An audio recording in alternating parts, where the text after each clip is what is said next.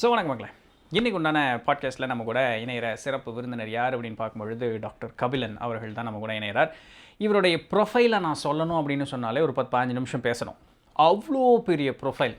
ஏன்னா அறிவியலும் ஆன்மீகமும் இரு வேறு நிலைகள் இல்லை, இது ரெண்டுமே ஒன்று தான் அப்படின்னு சொல்லக்கூடியது எளிமையான ஒரு காரியம் கிடையாது. ஏன்னா இன்றைக்கி இருக்கக்கூடிய காலகட்டங்களில் ஆன்மீகம் அப்படின்னு சொல்லக்கூடியது மூட நம்பிக்கையாகவும் அறிவியல் அப்படிங்கிறது தான் உண்மை அப்படின்னு சொல்லக்கூடிய ஒரு நிலையில் இருக்கும் பொழுது அப்படி கிடையாது. இரண்டுமே ஒன்று தான் அப்படின்னு சொல்லணும்னா எனக்கு அறிவியலும் தெரிஞ்சிருக்கணும், எனக்கு ஆன்மீகமும் தெரிஞ்சிருக்கணும். சரிங்களா? சும்மா ஏப்பச்சாப்பியாக ஏதோ ஒரு பள்ளிக்கூடத்தில் புக்கு படித்தோம் அதை வச்சு பேசுகிறோங்கிறது இல்லை. இன்றைக்கி மாடர்ன் சயின்ஸ் எவ்வளோ தூரம் வளர்ந்துருக்கு. அவங்க குவாண்டம் லெவலில் பேசிக்கிட்டு இருக்காங்க மேலைநாட்டவர்கள். அது அளவுக்கு தெரிஞ்சால் தான் நம்ம அருளுலகம்னு சொல்கிறோம், பொருளுலகம்னு சொல்கிறோம், சக்தி வட்டம்னு சொல்கிறோம். அதுக்கெல்லாம் இங்கிலீஷில் ஒவ்வொரு டேர்ம்ஸ் இருக்குது. அருளுலகம், குவாண்டம் ஃபீல்டு, பொருளுலகம், இந்த நியூட்டோனியன் வேர்ல்டு, இந்த மெட்டீரியலிஸ்டிக் வேர்ல்டு, சக்தி வட்டம்ங்கிறோம், ஆறாங்கிறோம், எனர்ஜி சென்டர்ஸுங்கிற சக்கரங்கள்ங்கிறோம். அப்போ இது ரெண்டு டேர்முமே ஒன்று தான். ஆனால் இது ஆங்கிலத்தில் இருக்குது, தமிழ் இருக்குது, இது நமக்கு புரியணுமே. அப்போ இது ரெண்டுமே படித்தா தான் புரியும். இன்றைக்கு உண்டான பாட்காஸ்ட்டில் இது போல் நிறைய செய்திகள் நீங்கள் பார்க்க போகிறீங்க. இது ரெண்டு அறிவியலும் ஆன்மீகமும் வேறு வேறு கிடையாது அப்படிங்கிறத டாக்டர் கபிலன் அவர்கள் ரொம்ப அற்புதமாக நமக்கு நிறைய எடுத்து சொல்லியிருக்கார். முன்னமே சொன்ன மாதிரி இன்றைக்கி பாட்காஸ்ட்டில் பேசப்பட்ட செய்தியோ இல்லை இவர் கபிலன் அவர்களை பற்றின ஒரு இன்ட்ரோ நான் கொடுக்கணும்னு முற்பட்டேன்னா நான் 10-15 நிமிஷம் நான் பேசிகிட்டே இருப்பேன். ஏன்னா ஒரு கோவில் அப்படிங்கிறது நம்மளுடைய பெரியவர்கள் பெரிய பண்டைய காலத்தில் கட்டப்பட்ட, அரசர்கள் காலத்தில் கட்டப்பட்ட சிவதலங்கள் எல்லாமே வேறு அண்டங்களுக்கு ஞானியர்கள் ஒரு பிரயாணம் செய்வதற்காக பயன்படுத்தப்பட்டது அப்படிங்கிற ஒரு கூற்று எல்லாமே இருக்குது. இந்த பரிமாணங்கள்னு சொல்லுவாங்க இல்லையா, டைமென்ஷன்ஸ். இந்த டைமென்ஷன்ஸுக்குள்ளே ஈஸியாக ட்ராவல் பண்ணிட்டு வெளியே வரங்கிறது ஒரே அனாயாசமாக நம்மளுடைய பெரியவர்கள் சாதித்து காட்டினார்கள் அப்படிங்கிறது எல்லாமே ஆச்சரியமாக இருக்குது கேட்குறதுக்கு. ஆனால் இது ஒரு வித்தை தான், இது எல்லாராலையும் பண்ண முடியும் அப்படிங்கிறது இன்னும் ஆச்சரியமாக இருக்குல்ல. இதுபோல் நிறைய செய்திகள், எண்ணற்ற செய்திகள் இன்றைக்கு உண்டான பாட்காஸ்ட்டில் இருக்குது. நம்மளுடைய விருந்தினர் ஒரு 10 வருடங்களுக்கு மேலதாக அவர் நான் ஃபாலோ பண்ணியிருக்கேன். அவர் நான் பார்த்து வியந்த ஒரு நேரத்தில் இருக்கும் பொழுது இன்றைக்கி அவர் கூட பேசுகிறதுக்கு ஒரு வாய்ப்பு கிடச்சிதுங்கும் பொழுது அது ரொம்ப சந்தோஷமான ஒரு விஷயம்.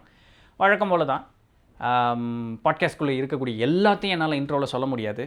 உங்களுக்கு நான் ஒரு ஓவர்வியூ தந்துட்டேன். நீங்கள் முழுசாகவும் பொறுமையாகவும் கடைசி வரைக்கும் பாட்காஸ்ட்டை கேளுங்க. ஒரு சில டெக்னிக்கல் டேர்ம்ஸ் புரியலைன்னா 1-2 தடவை கேட்டாலும் தாராளமாக புரியும். அவ்வளோ ஒன்றும் காம்ப்ளிகேட்டட் கிடையாது. ஸோ பாட்காஸ்ட்டை ஃபுல்லாக கேளுங்க. உங்களுடைய கருத்துக்கள் என்ன அப்படிங்கிறத கீழே கமெண்ட்டில் தெரிவிங்க.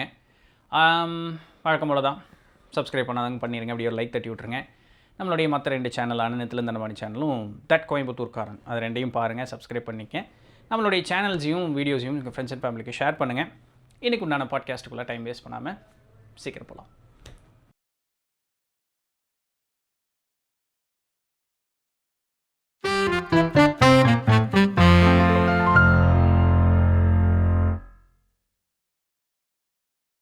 வணக்கம் சார். வணக்கம் வணக்கம். எப்படி இருக்கீங்க சார்? சூப்பராக இருக்கேன் சார். நீங்கள் எப்படி இருக்கீங்க? ரொம்ப நல்லா இருக்கேங்க சார். ஸோ ரொம்ப நாளாக உங்கள்கிட்ட பேசணும்னு வெயிட் பண்ணிகிட்டே இருந்துட்டு இன்னைக்கு அதுக்கு உண்டான ஒரு வாய்ப்பு. ஸோ திருவருளுக்கு ரொம்ப நன்றி, உங்களுக்கும் ரொம்ப நன்றி. நான் கேட்டோன்னா உங்களுக்கு நீங்கள் அக்செப்ட் பண்ணி நம்மளுடைய பாட்காஸ்ட்டுக்கு உங்களுடைய நாலேஜ் ஷேர் பண்ணுறது அப்படின்னு சொல்கிறதுக்கு. ஸோ இட் இஸ் ஆக்சுவலி, அதாவது நான் உங்களுடைய ஒரு சைல்ட்ஹுட், நான் சின்ன வயசுலேருந்து உங்களோட சைல்ட்ஹுட் ஃபேன் மாதிரி உண்மையில. ஸோ இன்னைக்கு நான் நேரில் பேசுறது எனக்கு சந்தோஷம்.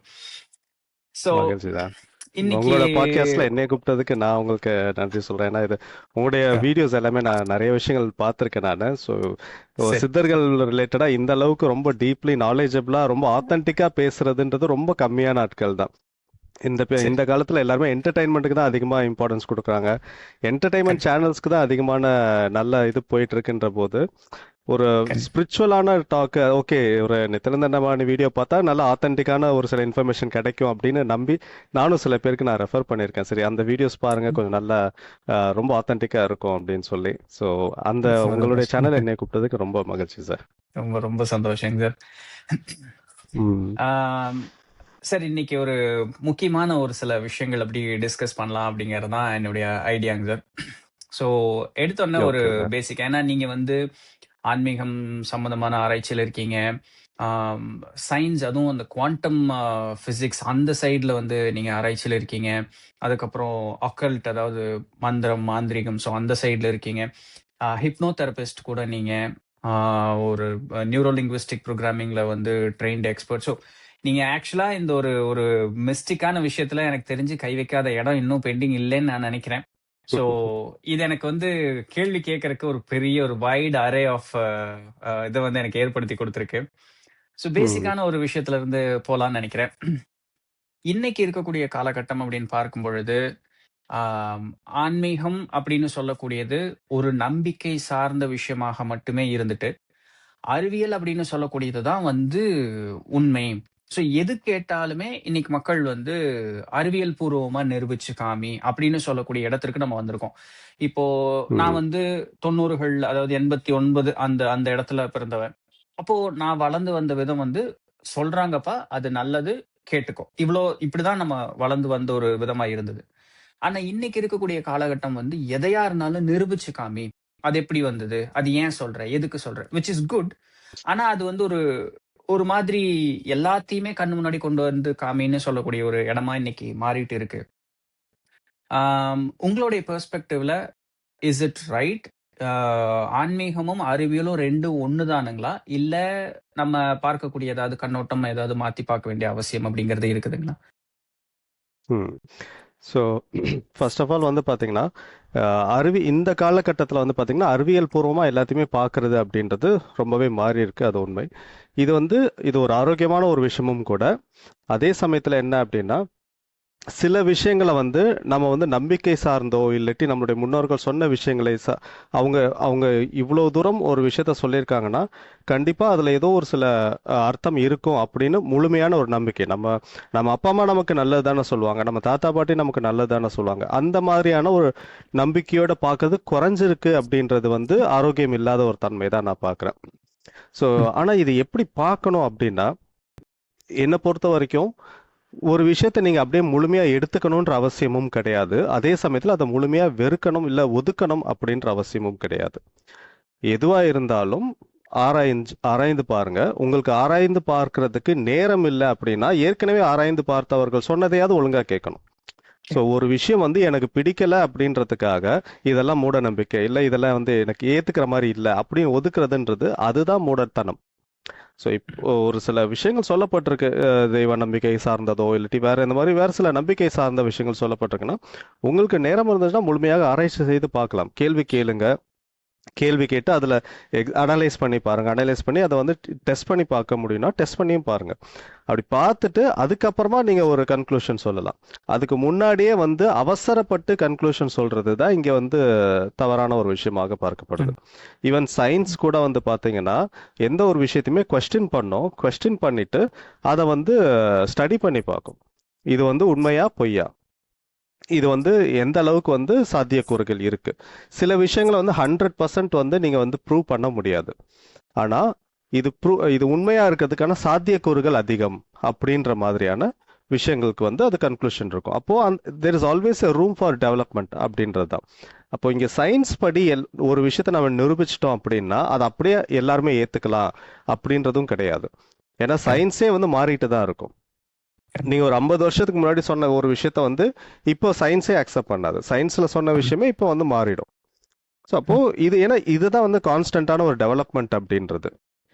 இந்த பீரியட்ல வந்து பாத்தீங்கன்னா ரெண்டுமே அவசியமான ஒரு தேவை. நம்மளுடைய முன்னோர்கள் கொடுத்த சில விஷயங்களை நம்ம எந்தெந்த விஷயத்தெல்லாம் நம்மளால அறிவியல் பூர்வமா ஆராய முடியுமோ அதெல்லாம் கண்டிப்பா அறிவியல் பூர்வமா ஆராய்ந்து அதை ஏத்துக்கலாம். சில விஷயங்களை நம்மளால அறிவியல் பூர்வமா ஆராய முடியாது, அப்போ அனுபவபூர்வமா ஆராய்ந்து பார்க்கலாம். இப்ப என்னுடைய ஆராய்ச்சிகள்ன்றது சில விஷயங்கள் அறிவியல் பூர்வமாகவும் சில விஷயங்கள் அனுபவபூர்வமாகவும் இருக்கும். இப்போ உதாரணத்துக்கு வந்து பார்த்தீங்கன்னா டெக்னாலஜிலாம் டெவலப் ஆகிறதுக்கு முன்னாடி வந்து பார்த்தீங்கன்னா ஒரு தியானம் பண்ணும்போது என்ன மாற்றங்கள் வருது அப்படின்றது அறிவியல் பூர்வமாக ஆராயப்படலை. அப்போ அது நிரூபிக்கவும் படலை. மெடிடேஷன் பண்ணால் மைண்டு நல்லா பீஸ்ஃபுல்லாக இருக்கும், நீ பண்ணு நல்லா இருக்கும்னு சொல்லுவாங்க. ஸோ நம்ம தியானம் பண்ணும்போது நான் தியானம் பண்ணுறேன், எனக்கு தியானம் பண்ணும்போது மனசு அமைதியாகுது. இது ப்ராக்டிக்கலாக ப்ரூவ் பண்ணுற ஒரு விஷயம்.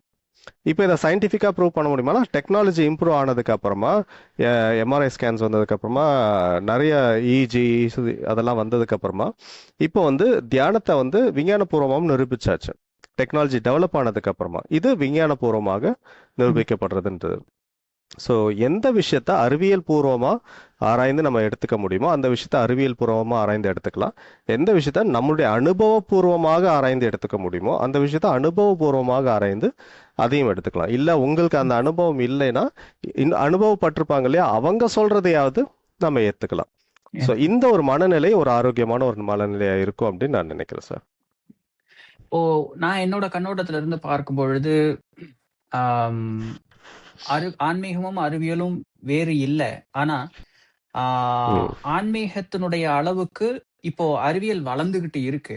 பட் ஆன்மீகம் வந்து உன்னுடைய உடலே ஒரு பெரிய கருவி, இதை பயன்படுத்தி இதற்கு மேலான இருக்கக்கூடிய விஷயத்த தெரிஞ்சுக்கோ அப்படிங்கிறதுக்குண்டான வழியை வந்து ஆன்மீகம் அப்படிங்கிறது தந்திருக்கிறதாகவும், அறிவியல் வந்து அதே விஷயம் தான், ஆனா வெளியே ஒரு கருவியை வச்சு பயன்படுத்துறது அப்படிங்கிறதுனால மேபி இன்னைக்கு மனிதன் கிட்ட இருக்கக்கூடிய அந்த டெக்னாலஜிக்கல் அட்வான்ஸ்மெண்ட் வந்து ஆன்மீகம் சொன்னக்கூடிய அளவுக்கு இன்னும் உயர்ந்து போற அளவுக்கு இல்லை. மேபி ஃபியூச்சர்ல அது வளர்ந்து வந்தது அப்படிங்கக்கூடிய பட்சத்துல ஆன்மீகம் என்னென்ன சொன்னதோ அது வந்து உண்மைன்னு நம்பலாம். இதுதான் இப்படிதான் நான் ஒரு அப்ரோச் அப்படிங்கறது வச்சிட்டு இருக்கேங்க சார். இது இது சரிதானுங்களா? இது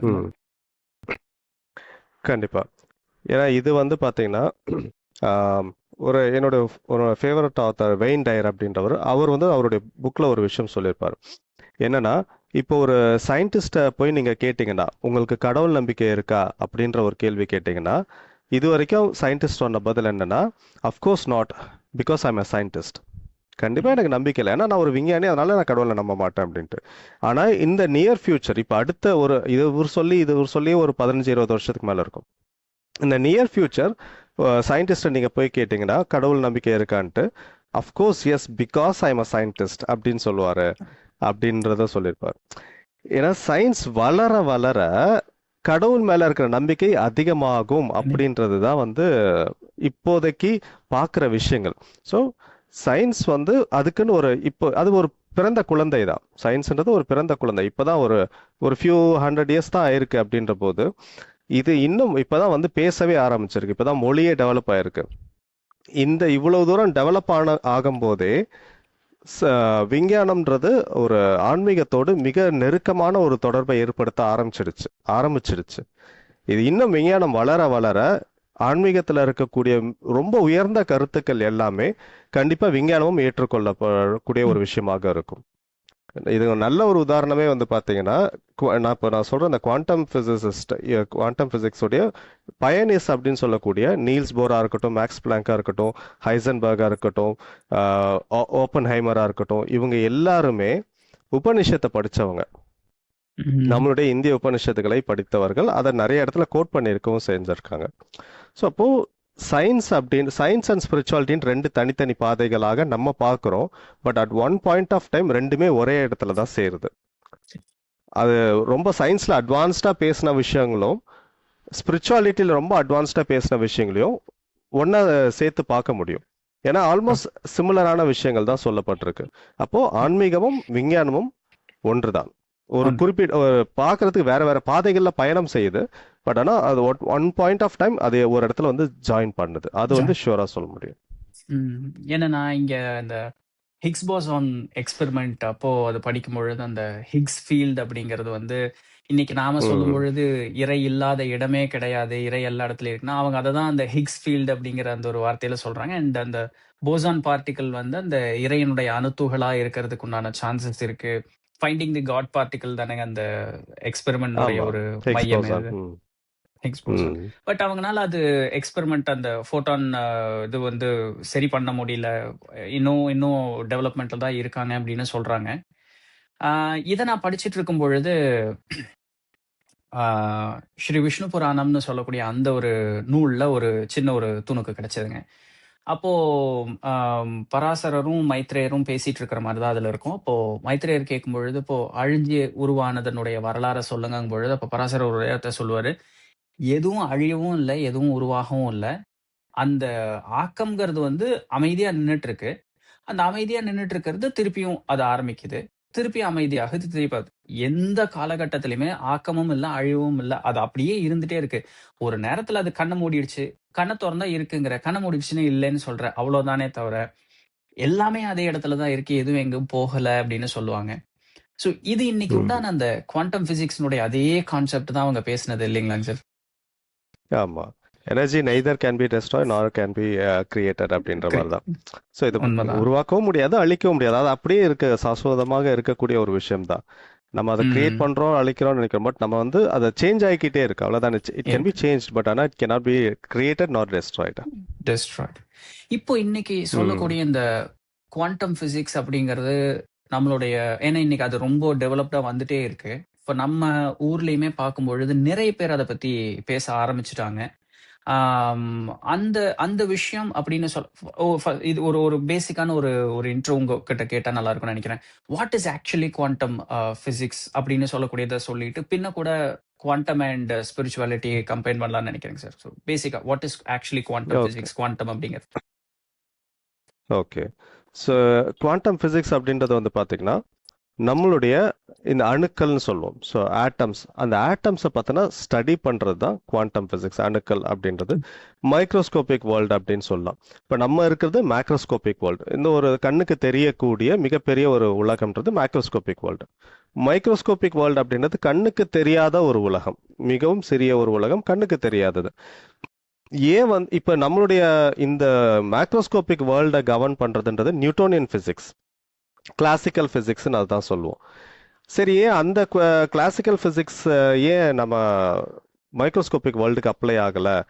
ஏன் புதுசாக ஒரு குவாண்டம் ஃபிசிக்ஸ் அப்படின்னா, இங்கே நம்ம பார்க்கக்கூடிய எந்த ஒரு விஷயமே, ஃபார் எக்ஸாம்பிள் வந்து பார்த்தீங்கன்னா ஒரு பொருளை நீங்கள் தூக்கி போட்டிங்கன்னா அது கரெக்டாக அந்த பொருளுடைய வெயிட்டு, காற்றுடைய வேகம், பொருளுடைய வேகம், எந்த ஸ்பீடில் நம்ம தூக்கி போடுறோம், இது எல்லாத்தையும் கால்குலேட் பண்ணி அந்த பொருள் எங்கே போய் விழும் அப்படின்றத கரெக்டாக நம்ம அக்யூரேட்டாக கணக்கு பண்ணிட முடியும். இது வந்து நியூட்டோனியன் ஃபிசிக்ஸ். ஆனால் பார்ட்டிகல்ஸில் வந்து பார்த்தீங்க அப்படின்னா, சப்அட்டாமிக் பார்ட்டிகல்ஸில் ஒரு எலக்ட்ரான் ஒரு இடத்துலேருந்து மூவ் ஆகுதுன்னா அதோடைய ஸ்பீடு, மொமெண்டம் வச்சு அது எந்த இடத்துல போய் நிற்குன்றத கணிக்கவே முடியாது. அது எங்கே வேணாலும் இருக்கும். ஸோ அப்போ இது மாதிரி ஒவ்வொரு விஷயத்துலையுமே வந்து நியூட்டோனியன் ஃபிசிக்ஸ் எதுவுமே வந்து சப்அட்டாமிக் பார்ட்டிகல்ஸ்க்கு அப்ளையே ஆகலை. அது அப்ளை ஆகலைன்றது தெரிஞ்சதுக்கு அப்புறம் தான் நியூட்டோனியன் ஃபிசிக்ஸ்க்கு ஆப்போசிட்டான ஒரு சில தியரிஸை வந்து அப்ளை பண்ணி பார்க்குறாரு. ஃபர்ஸ்ட் வந்து மேக்ஸ் பிளாங்க் வந்து அவர் ஒரு தியரியாக ஒரு கொடுக்குறாரு, பிளாக் பாடி ரேடியேஷன் சொல்லிட்டு அந்த ஒரு கான்செப்ட். அது ரொம்ப டீப்பான ஒரு டெக்னிக்கல் கான்செப்ட். ஸோ அந்த டயத்தில் தான் வந்து ஃபர்ஸ்ட் டைமாக வந்து நியூட்டோனியன் ஃபிசிக்ஸ் இல்லாத ஒரு ஃபிசிக்ஸ் இதுக்கு கண்டிப்பாக தேவை அப்படின்னு சொல்லிட்டு தான் குவாண்டம் ஃபிசிக்ஸ் அவர் எடுத்த உடனே வந்து இது அந்த 1900 நடந்த ஒரு விஷயம். டிசம்பரில் கொடுத்த ஒரு ஸ்பீச்சில் தான் இந்த கான்செப்டை பற்றி ஃபர்ஸ்ட் டைமாக பேசுகிறாரு. பட் அதுதான் வந்து குவாண்டம் ஃபிசிக்ஸோட பிறந்த நாள்னு கருதப்படுது. ஆனால் அது வந்து அன்னைக்கே இம்மீடியட்டாக ஒரு பெரிய ஒரு சப்ஜெக்டாக மாறல. அதுக்கப்புறம் ஒரு 30 வருஷம் ஆச்சு அது கொஞ்சம் கொஞ்சமாக டெவலப் ஆகிறதுக்கு. ஒரு 30 வருஷம் ஆச்சு. ஏன் அப்படின்னா, இங்க குவாண்டம் பிசிக்ஸ்ல சொல்லக்கூடிய எந்த விஷயமே வந்து எந்த ஒரு விஞ்ஞானிகளாலும் ஏற்றுக்கொள்ளவே முடியல. அந்த அளவுக்கு ரொம்ப வியர்டா இருந்தது. அதனால இது வந்து உண்மையா பொய்யன்னு பயங்கரமான ஆராய்ச்சிகள், 30 வருஷமும் ரொம்ப ஆராய்ச்சிகள் நடந்து ஃபைனலா வந்து ஓகே நம்ம, அதாவது என்னன்னா புதுசா ஒரு விஷயத்த அக்செப்ட் பண்ணிக்கிறதுக்கு நம்ம மைண்ட் தயாரா இல்லை. அதுதான் அதை காமிக்குது. ரொம்ப புதுசா இருக்கு, இது வரைக்கும் கேள்விப்படாத ஒரு விஷயமா இருக்கு, நம்ப முடியாத விஷயமா இருக்குன்னா அதை நம்மளுடைய மனம் ஏத்துக்கொள்ள மாட்டேங்குது. ஸோ அப்போ விஞ்ஞானிகள்ன்ற போது எல்லாமே ஆராய்ச்சிகள் பண்றாங்க, அது ஏத்துக்கல ஓகே, பட் ரிசர்ச் பண்ணி பார்க்கலாம். ஒரு பெரிய சயின்டிஸ்ட் சொல்லியிருக்காரு, இன்னொரு பெரிய சயின்டிஸ்ட் சொல்லியிருக்காரு, இவங்க எல்லாம் சொல்றதை வச்சு நம்ம வந்து ஆராய்ச்சிகள் பண்ணலாம். அடுத்தடுத்து ஐன்ஸ்டீன்ல இருந்து எல்லாருமே வந்து ஆராய்ச்சிகள் பண்ண ஓகே இது வந்து உண்மையிலேயே ஒரு புது, இதுக்குன்னு ஒரு புது கணக்கு தேவைப்படுது. புதுசா எல்லாமே நியூ கால்குலேஷன்ஸ், எல்லாமே நியூ கால்குலேஷன் தான். புதுசா ஏற்கனவே நியூட்டோனியன் பிசிக்ஸ்ல இருந்த எந்த ஃபார்முலாவும் இதுக்கு அப்ளை ஆகலைன்னு புது ஃபார்முலா தான் கிரியேட் ஆகுது. ஒவ்வொரு விஷயத்துக்கும் புதுசா ஃபார்முலா கிரியேட் பண்ணி புதுசா தியரிஸ் உருவாக்குறாங்க. அந்த தியரியை அப்ளை பண்ணி பார்க்கும்போது எல்லாமே மேட்ச் ஆகுது. இப்படி உருவானது தான். ஏன்னா எதுக்காகனா மைக்ரோஸ்கோபிக் வேர்ல்டு, கண்ணுக்கு தெரியாத அந்த மைக்ரோஸ்கோபிக் வேர்ல்டு, அந்த அணுக்குள்ளார இருக்கக்கூடிய விஷயங்களை படிக்கிறதுக்குன்னு தனி பிசிக்ஸ் தேவைப்பட்டுச்சுன்றதுனால தான் இந்த குவாண்டம் பிசிக்ஸ் அப்படின்றதே ஒரு புதுசாக ஒரு சப்ஜெக்டாக உருவாச்சு. ஸோ இதுதான் full and full microscopic world, அணுக்குள்ளார இருக்கக்கூடிய விஷயங்கள், இந்த மாதிரி கண்ணுக்கு தெரியாததை ரிசர்ச் ஸ்டடி பண்றது தான் குவாண்டம் பிசிக்ஸ் அப்படின்றது. ஓகே. இப்போ இந்த குவாண்டம் பிசிக்ஸ், அதாவது இப்ப நாம வாழ்ந்துட்டு இருக்கக்கூடிய இந்த நியூட்டோனியன் வேர்ல்ட வந்து நம்ம பொருளுலகம் அப்படின்னு சொல்றோம் சார். இப்போ ம். ஆம், இதே குவாண்டம் பிசிக்ஸ ஒரு வார்த்தை அருளுலகம் அப்படின்னு சொல்லக்கூடியது மாதிரி வச்சு, பிகாஸ் நான் படிச்சதுல இருந்து சொல்றேன். மேபி நான் தப்பா இருந்தா நீங்க எனக்கு அது சரி எது ம். சொல்லுங்க. இப்போ இந்த நியூட்டோனியன் ம். வேர்ல்டுக்கு வந்து, அதாவது இங்க நாம வாழ்ந்துகிட்டு இருக்கக்கூடிய இந்த உலகத்திற்கு சக்தியே வந்து இந்த குவாண்டம்னு சொல்லக்கூடிய இந்த இடத்துல இருந்து தான் ஆக்சுவலா கிடைச்சிக்கிட்டு இருக்கு. நம்ம வந்து ஒரு ப்ராடக்ட்டா தான் நம்ம இருக்கமே தவிர, சோர்ஸ் வந்து இந்த குவாண்டம்ல இருந்து தான் ஆக்சுவலா நமக்கு வந்துட்டு இருக்கு. ஸோ இப்ப இந்த குவாண்டம்க்கு உள்ள போய் பார்க்கும்பொழுது, நம்மளுடைய கற்பனைக்கு எட்டாத விஷயங்கள், நிறைய விஷயங்கள் அந்த இடத்துல இருக்கும் அப்படின்னு சொல்லப்படுது. சொல்லப்போனா, இங்க நாம இருப்பது போலவே குவாண்டம்லயும் இன்னொரு ஒரு ஒரு லைஃப் அப்படிங்கிறது இருக்கலாம்ங்கறதுக்கு உண்டான ஒரு சில கோட்பாடுகளையும் நான் படிச்சிருக்கேங்க. ஸோ இஸ் இட் ட்ரூங் sir? Is it possible first of all அந்த மாதிரி எல்லாம் இருக்கிறதுக்குன்னு? எஸ். இது வந்து பார்த்தீங்கன்னா, இது வந்து குவாண்டம் ஃபிசிக்ஸ்லேயே வந்து பார்த்தீங்கன்னா நிறைய தியரிஸ் இருக்கு. அதில் இன்னொரு ஒரு மேஜரான ஒரு தியரி என்னன்னா, இப்போ இப்போ இப்போ ஒன்றும் இல்லை. இப்போ நம்ம வந்து இது ஒரு பெரிய உலகம் நம்ம சொல்கிறோம். நம்மளுடைய வார்த்தைக்கு இது ரொம்ப பெரிய உலகம், மிக பிரம்மாண்டமான ஒரு பிரபஞ்சம் அப்படின்னு நம்ம சொல்கிறோம். ஆனால் இதை விட 100 மடங்கு அதிகமான பெரிய சைஸில் இருக்கக்கூடிய நிறைய கேலக்சிலாம் இருக்குது. அதுவும் வந்து சயின்டிஃபிக்லி ப்ரூவ் ஆன ஒரு விஷயம் தான். இப்போ நம்ம இந்த சூரியனே வந்து மிகப்பெரிய உலகத்தோட நம்ம பூமியோட கம்பேர் பண்ணால் ரொம்ப பெருசு அப்படின்னு சொல்கிறோம். பட் ஆனால் அந்த சூரியனே கடுகளவு மாத்திர மாதிரி ஒரு மிகப்பெரிய சூரியன்கள்லாம் கேலக்சியில் இருக்குது. ஸோ இதோட கம்பேர் பண்ணால் அதெல்லாம் ரொம்ப பெருசாக இருக்கும். அப்போது நம்ம இந்த இந்த இடத்துல இருந்துட்டு நம்ம பார்க்கும்போது இது ரொம்ப பெருசா தெரியுது. ஆனா ஸ்பேஸ்ல இருந்து நீங்க பார்த்தீங்க அப்படின்னா நம்ம இருக்கிற உலகமே வந்து ஒரு கடுகை விட சின்னதாக தான் இருக்கும். இது அப்படியே இங்க ரிவர்ஸ்ல அப்ளை பண்ணி பாருங்க. நம்ம இருக்கிற இந்த உலகத்தை விட கம்பேர் பண்ணும்போது இதை விட சின்ன சின்ன நீங்க ஒரு சும்மா இப்படி கை தட்டினீங்கன்னா வரக்கூடிய அந்த சத்தத்திலையுமே வந்து பாத்தீங்கன்னா சில அணுக்கள் இருக்கும். ஒரு ஒரு ஒரு புகை போடுறீங்கன்னா அந்த புகையில இருக்கக்கூடிய எதுவுமே வந்து அணுக்கள் தான். ஒரு தூசியில அணுக்கள் இருக்கு. அந்த ஒரு சின்ன ஒரு அணு, அந்த அணுக்குள்ளார நீங்க உள்ள போய் பார்க்கும்போது அதுக்குள்ள ஒரு மிகப்பெரிய ஒரு பிரபஞ்சமே இருக்கும்.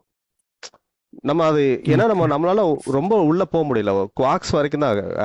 ஆட்டம்குள்ளார நியூக்ளியஸ் தாண்டி உள்ள போனீங்கன்னா புரோட்டான்ஸ் அண்ட் நியூட்ரான்ஸ், அதுக்குள்ளார குவாக்ஸ் வரைக்கும் போயிருக்கும். குவாக்ஸ் தாண்டி உள்ள போகும்போது தான் ஸ்ட்ரிங் தியரின்ற ஒரு கான்செப்ட் வருது. இன்னமும் ஃபர்தரா உள்ள போனா என்ன இருக்கும் அப்படின்றதே சொல்ல முடியாது. ஸோ இது வந்து நம்ம கண்ணுக்கு தெரியாம வேற வேற இடங்கள், வேற வேற உலகங்கள், இது எல்லாமே இந்த இடத்துல இருக்கும். அதனால்தான் வந்து நீங்க ஒரு விஷயம் சொல்லும்போது ஒரு நல்லாவே கரெக்டா மேட்ச் ஆச்சு. என்னன்னா நமக்கு தெரியாமல இந்த இடத்துல இந்த ஒரு சின்ன அளவுல உலகம் இருக்கு அப்படின்னு சொன்னபோது, இது வந்து பாத்தீங்கன்னா அகைன் இது வந்து அனதர் டைமென்ஷன் கான்செப்ட்லயும் கொண்டு போகுது. வேற ஒரு அது வந்து வேற டைமென்ஷன் அப்படின்றது. ஸோ இப்போ நம்ம இருக்கிற 3 டைமென்ஷன்லேயே வந்து பார்த்தீங்கன்னா, இப்போ நான் உங்க ஐ லெவல்ல இல்லை கேமரா லெவல்ல இருக்கிறனால நான் கண்ணுக்கு தெரியுறேன். கேமராவோட கீழே போயிட்டேன் அப்படின்னா நான் கேமரால தெரிய மாட்டேன். அப்போ வந்து இன்விசிபிள் ஆயிட்டேனா அப்படின்னா இன்விசிபிள் ஆகல, உங்க கண்ணுக்கு நான் தெரியல. அப்போ டைமென்ஷன்ல அப் அண்ட் டவுன் டைமென்ஷன்ல அப்ல இருந்து நான் டவுனுக்கு போறேன். ஒரு டைமென்ஷன் நான் கீழே இறக்கின உடனே நான் கண்ணுக்கு தெரியாம போயிட்டேன். இதே தான் வந்து ஒருத்தர் கண்ணுக்கு தெரியாம அறையிறாருன்னா அவர் வந்து இந்த டைமென்ஷன்ல இருந்து இன்னொரு டைமென்ஷனுக்குள்ள போயிட்டு திருப்பி இங்க வரும்போது தான் கண்ணுக்கு தெரியறாரு. ஸோ அப்போ இங்க இந்த உலகங்கள் எல்லாமே வந்து வேற வேற டைமென்ஷன்ல இருக்கிறது, சின்ன சின்ன உலகங்களாக இருக்கிறதுக்கான வாய்ப்புகள் அதிகமாக இருக்கு. ஸோ வேற டைமென்ஷன்றதே வந்து பாத்தீங்கன்னா இங்கதான் இருக்கும். ஆனா எல்லாமே இந்த இடத்துல இருக்கும், நமக்கு தெரியறதில்ல.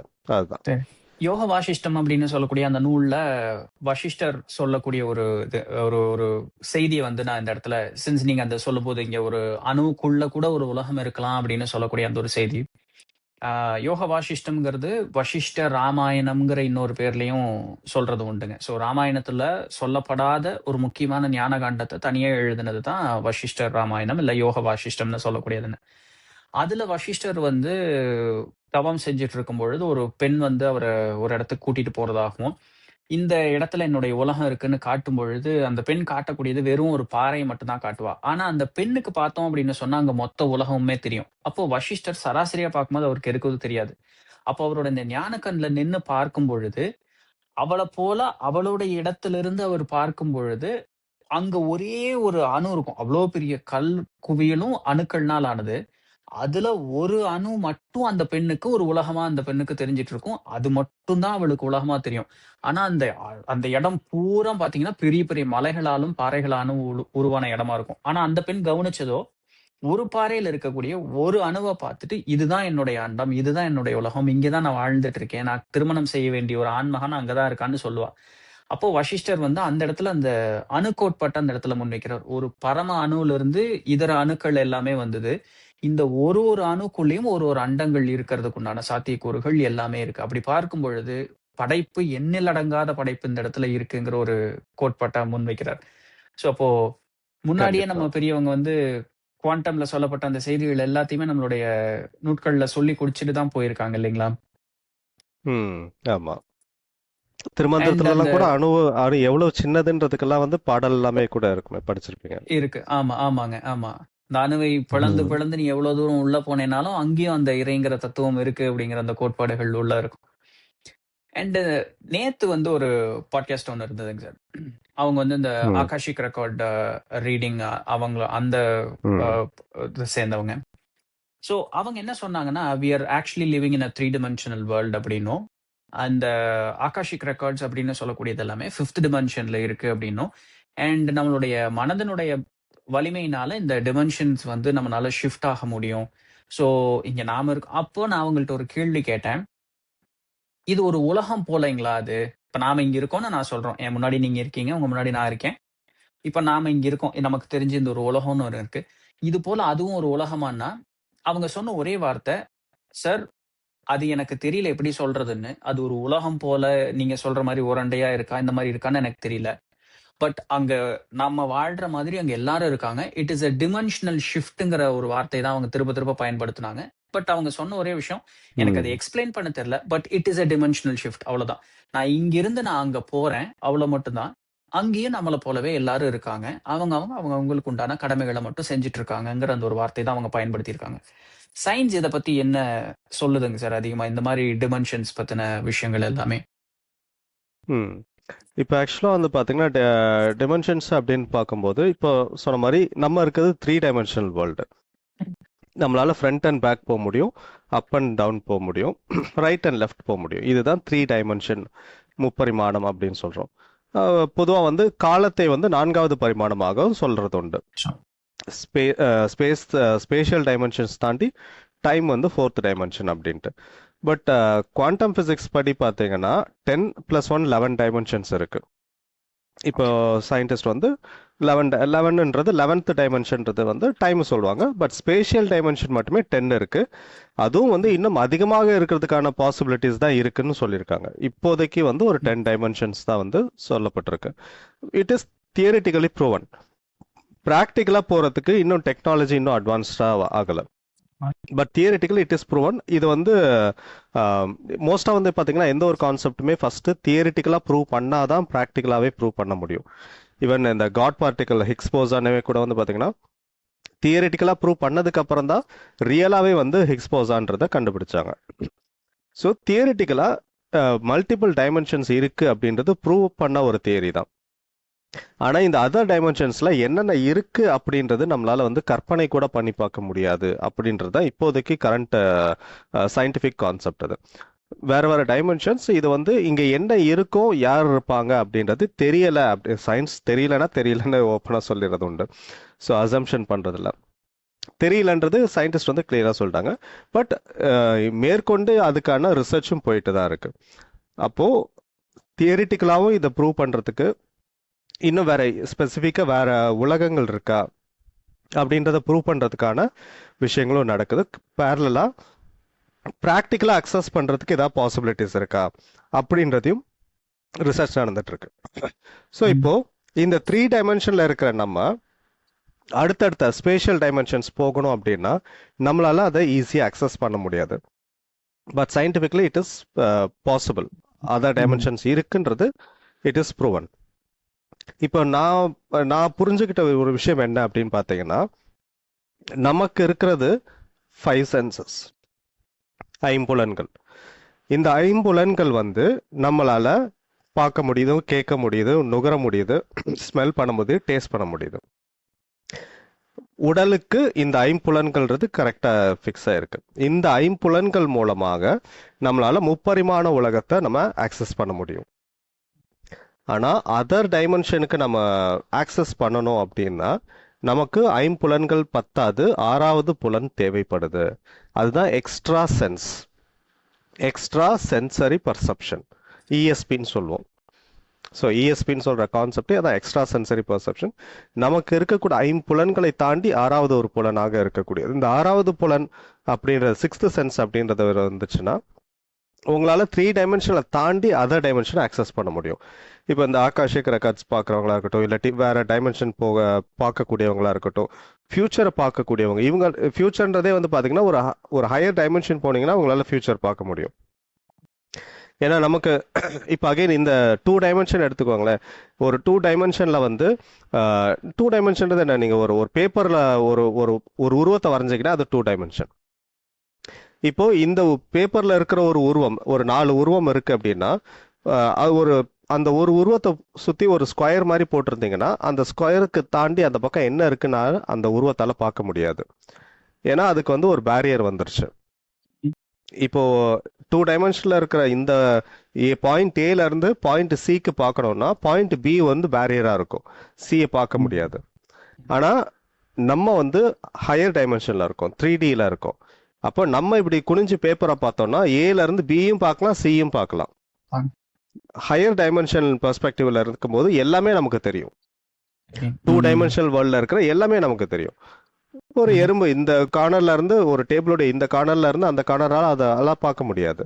நடுவில் எவ்வளோ பேரியர்ஸ் இருந்துச்சுன்னா அதெல்லாம் பார்க்க முடியாது. ஆனால் நம்ம மேலே இருக்கிறனால இங்கேயும் பார்க்கலாம், அந்த கார்னரையும் பார்க்கலாம், நடுவில் இருக்க பேரியரையும் பார்க்க முடியும். ஸோ அப்போ ஹையர், நம்மளை விட இன்னும் ஒரு புலன் அதிகமாக இருக்கக்கூடிய ஒரு சில பேரால ஃபியூச்சரையும் பார்க்க முடியும், பாஸ்டையும் பார்க்க முடியும், என்னென்ன நிகழ்வுகள் அப்படின்றதையும் பார்க்க முடியும். அந்த ஒரு சென்ஸ் எக்ஸ்ட்ரா இருக்கு. இப்போ இன்கேஸ் அதர் டைமென்ஷன்ஸ்ல ஒரு ஹையர் டைமென்ஷன்ஸ்ல சில பீயிங்ஸ் இருக்கு அப்படின்ற பட்சத்துல அவங்களால நம்மளை பார்க்க முடியும், நம்மளால அவங்கள பார்க்க முடியாது. டைமென்ஷனல் பேரியர், அதுதான் டைமென்ஷனல் பேரியர் அப்படின்னு சொல்றது. ஏன்னா அந்த டைமென்ஷனால நம்மளால அவங்கள பார்க்க முடியாது, ஆனா அவங்களால நம்மளை பார்க்க முடியும். ஸோ இது வந்து ஈஸியா அந்த மேட்ச் ஆகக்கூடிய ஒரு தியரி இது. நான் இன்னொரு ஒரு ஒரு விஷயம் ஒன்று பார்த்தேன். அவங்க என்ன சொல்லியிருந்தாங்க அப்படின்னா, மனுஷனால ஒரு பர்டிகுலர் வேவ் லெங்க்ல தான் வந்து லைட்டை பார்க்க முடியும். அதுக்கு அதிகமாகவோ குறைவோ இருந்தால் பார்க்க முடியாது.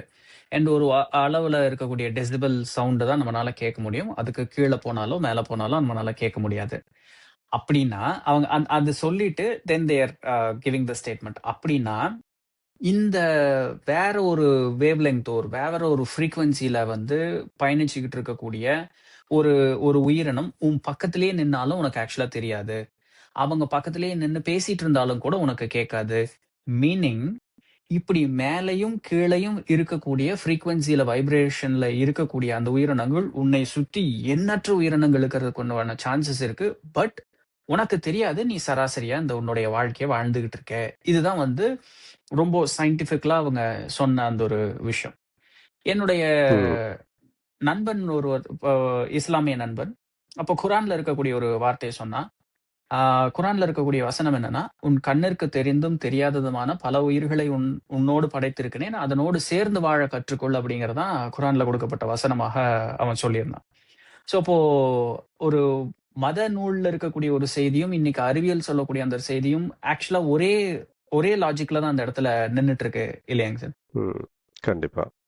ஏன்னா இப்போ அந்த இது சொன்ன மாதிரி இந்த கான்செப்ட் வந்து பார்த்தீங்கன்னா, இப்போ நம்ம கண்ணுக்கு தெரிகிறது அப்படின்றதே வந்து பார்த்தீங்கன்னா இந்த விப்கியார்னு சொல்லக்கூடிய அந்த 7 கலர்ஸ், இதுதான் வந்து விசிபிள் லைட்னு சொல்லுவாங்க. இப்போ உங்களுக்கு வந்து அல்ட்ரா வயலட் தெரியாது, இன்ஃப்ராரெட் தெரியாது, மைக்ரோவேவ், காஸ்மிக் வேவ்ஸ், இந்த இது ரேடியோ ஃப்ரீக்வன்சிஸ், இது எதுவுமே உங்களால் பார்க்க முடியாது, கேட்க முடியாது, உணரவும் முடியாது. இது வந்து பார்த்தீங்கன்னா ஒரு ஹியூமன் பீயிங்ஸால அக்சஸ் பண்ணக்கூடிய அந்த ஃப்ரீக்வன்சியை விட ஜாஸ்தியாக இருந்தாலும் நமக்கு தெரியாது, கம்மியாக இருந்தாலும் நமக்கு தெரியாது. நடுவில் இருக்கிற அந்த விப்கியார்ன்ற சொல்லக்கூடிய அந்த கலர்கள் மட்டும்தான் விசிபிள் லைட்னு சொல்லக்கூடியது. இந்த விசிபிள் லைட்ன்றது ஆக மொத்தத்தில் ஒரு 20% கூட கிடையாது. மீதி இருக்கிற 80% வந்து பார்த்தீங்கன்னா இன்விசிபிள் தான். இங்க இருக்கக்கூடிய பல இப்ப நீங்க பாக்குற எல்லாமே வந்து பாத்தீங்கன்னா வெறும் லெஸ் தேன் 20% தான். இது சயின்டிபிக் கான்செப்ட் இது. ஸோ இந்த 20% வச்சுட்டு தான் நம்ம வந்து உலகத்தையே நம்ம ஜெயிச்சிட்டோம், பிரபஞ்சமே எனக்கு அடிமை அப்படின்ற மாதிரி மனித பிறவிகள் வந்து ரொம்ப இதுவா ஆடவமா பண்ணிட்டு இருக்கோம். பட் ஆனா 80% நம்ம வந்து கண்ணுக்கு தெரியாத விஷயங்கள் தான் இங்கே இருக்கு. இது வந்து கரெக்டான அந்த ஒரு கான்செப்ட். ஸோ அப்படி பார்க்கும்போது அகைன் நீங்க அந்த இதுல சொன்ன மாதிரி தான் எல்லாமே வந்து பாத்தீங்கன்னா நம்ம கூடவே நிறைய உயிரினங்களும் இருக்க தான் செய்யுது. இன்னும் உலகத்துல கண்ணுக்கு தெரியிற உயிரினமே இன்னும் புதுசு புதுசா கண்டுபிடிச்சிட்டு தான் இருக்காங்க. அடுத்தடுத்து இன்னும் நம்ம புதுசு புதுசா இங்க ஒரு உயிரினம் புதுசா ஒண்ணு வந்திருக்கு, ஏதோ கடல் கடியில இன்னும் சில உயிரினங்கள் இருக்குன்னு கண்ணுக்கு தெரியிற உயிரினங்களையே நம்ம இப்பதான் புதுசு புதுசா கண்டுபிடிச்சிட்டு இருக்கோம். அப்ப கண்ணுக்கு தெரியாத உயிரினங்கள்லாம் கண்டுபிடிக்கிறதுன்னா எத்தனை வருஷம் சயின்டிபிக்கா ஆகுன்றது சொல்ல முடியாது. But it is possible. அதைத்தான் வந்து நம்மளுடைய முன்னோர்கள் வந்து ஈஸியா ஆல்ரெடி வந்து எக்யூப்மெண்ட்ஸ் இல்லாம வந்து அவங்க அதை அக்சஸ் பண்ணியிருக்காங்க அப்படின்றது சொல்லலாம். அவங்க யூஸ் பண்ண அந்த டூல் வந்து மெடிடேஷன், தியானம் அப்படிங்கிற அந்த ஒரு டூலை கையில எடுத்துக்கலாமாங்க sir? Is it right tool நம்மளுடைய பெரியவங்க வந்து இதை ஆக்சஸ் பண்றதுக்கு அவங்க யூஸ் பண்ணிக்கிட்டதுன்ட்டு? கண்டிப்பா. ஏன்னா வந்து பாத்தீங்க அப்படின்னா தியானம் அப்படின்றது நம்ம ஒரு ஒரு வார்த்தையாக சொன்னாலும் ரொம்ப ஆழமான ஒரு விஷயம் அது. இப்போ நார்மலா வந்து ஒரு ஸ்ட்ரெஸ் ரிலீவ் பண்றதுக்காக பண்ணக்கூடிய தியானம் கிடையாது. அது ரொம்ப ஆழமான ஒரு தவம் அப்படின்னு சொல்லலாம். ஏன் அப்படின்னு பார்த்தீங்கன்னா நம்மளுடைய மனம் வந்து ரொம்ப ஒரு ஹை ஃப்ரீக்வன்சியில் ஓடிக்கிட்டே இருக்கு. லிட்டரலாக சொல்லணும்னா பீட்டா ஃப்ரீக்வன்சின்னு சொல்லலாம் அதை. ஸோ அந்த பீட்டா ஃப்ரீக்வன்சியில் எப்பயுமே ஓடிட்டு இருக்கு அப்படின்ற போது பிரபஞ்சம் வந்து ஆர் இந்த என்டையர் இந்த படைப்பே வந்து பார்த்தீங்கன்னா அதுக்குன்னு ஒரு தனி ஃப்ரீக்வன்சி இருக்கு. ஸோ அதோடைய ஃப்ரீக்வன்சிக்கு நம்ம எப்போ டியூன் பண்ணுறோமோ அப்போ தான் அது என்ன சொல்லுதுன்றதே நமக்கு தெரியும். அப்போது தியானத்தில் போகும்போது மைண்ட் இன்னும் ஒரு டீப்பர் ஸ்டேட், ஆல்ஃபாவையும் தாண்டி இன்னும் கீழே வரைக்கும் போக முடியும். நம்ம நார்மல் தியானத்தில் ஆல்ஃபா வரைக்கும் போகலாம். பட் இன்னும் டீப் மெடிடேட்டிவ்ல தீட்டாவையும் தாண்டி டெல்டாக்கும் போகலாம், சமாதி நிலைக்கும் போக முடியும். அந்த மாதிரி மிக ஆழ்ந்த நிலைக்கு போகும்போது சித்தர்களுக்கு இந்த பிரபஞ்சம் பேசுது, பிரபஞ்சம் என்ன சொல்லுதுன்றது கேக்குது. இந்த காந்தாரா படத்துல வந்து ஒரு அழகா ஒரு டயலாக் ஒன்று வரும் ஃபர்ஸ்ட் பார்ட்ல. கிளைமேக்ஸ்ல வந்து அந்த ஹீரோ சொல்லுவார்னு நினைக்கிறேன் அந்த போலீஸ் கிட்ட, சார் நீங்க கேட்கணும், நீங்க உங்களுக்கு கேட்க தெரிஞ்சா காடு பேசும் சார், காடு பேசுறத நமக்கு கேட்கும் அப்படின்னு சொல்லி ஒரு டயலாக் சொல்லுவாரு. ரொம்ப அருமையான ஒரு வார்த்தை. காடு, பிரபஞ்சம், இயற்கை எல்லாமே நம்ம கிட்ட பேசுறதுக்கு தயாரா தான் இருக்கு, பேசிட்டு தான் இருக்கு. சொல்லணும்னா எல்லாமே நம்ம கிட்ட பேசிட்டு தான் இருக்கு. ஆனா நம்ம தான் வந்து மனசுல அவ்வளோ போட்டு குழப்பிக்கிட்டு இருக்கோம். மனசு வந்து ஒரு அமைதி நிலையிலே இல்லாத போது நமக்கு கேட்கவே முடியாது. இப்ப நம்ம ஒரு 2 பேர் உட்காந்து பேசிட்டு இருக்கும் போதே பக்கத்துல நிறைய சத்தம் இரைச்சல் இருந்துட்டே இருந்துச்சுன்னா நீங்க பேசுறது எனக்கு கேட்காது, நான் பேசுறது உங்களுக்கு கேட்காது. அந்த இரைச்சல் இல்லைன்னா தான் ஒருத்தர் பேசுறது கேட்கும். ஒரு 2 பேர் பேசுறதுக்கே எப்படின்னா அப்போ இந்த ஒரு பிரபஞ்சம் பேசுறதை கேட்கணும்னா மைண்ட் எவ்வளவு அமைதியாகணும். அந்த அமைதிப்படுத்துறதுக்கு தான் சித்தர்கள் வந்து தியானத்தை பயன்படுத்தினாங்க. ஸோ அப்போ அந்த தியானத்துல ஆழ்ந்த நிலைக்கு போகும்போது பிரபஞ்சம் பேசுவது அவங்களுக்கு கேட்குது. இப்போ அகைன் இதுவும் வந்து பாத்தீங்கன்னா மாடர்ன் பீப்புள் வந்து இது என்ன மரம்னா வாய் திறந்து பேசுதா, இல்லாட்டி நீர் என்ன வாய் திறந்து பேசுதா, இல்ல மற்ற பிரபஞ்சம்ன்றது என்ன பேசுமா, அதுக்கு என்ன வாயா இருக்கு, எந்த மொழியில பேசும் அப்படின்ற கேள்விகள்லாம் வரும். பட் இது ஆக்சுவலா என்னன்னா சயின்டிஃபிக்கா வந்து பாத்தீங்கன்னா இப்போ நிறைய விஷயங்கள் வந்து ஈவன் அனிமல்ஸோட நிறைய இன்ட்ராக்ட் பண்றவங்களுக்கு அனிமல் என்ன யோசிக்குதுன்றது ஃபீல் பண்ண முடியும். ரெகுலரா அந்த பெட்டு வச்சிருக்கிறவங்களுக்கு அது தெரியும்.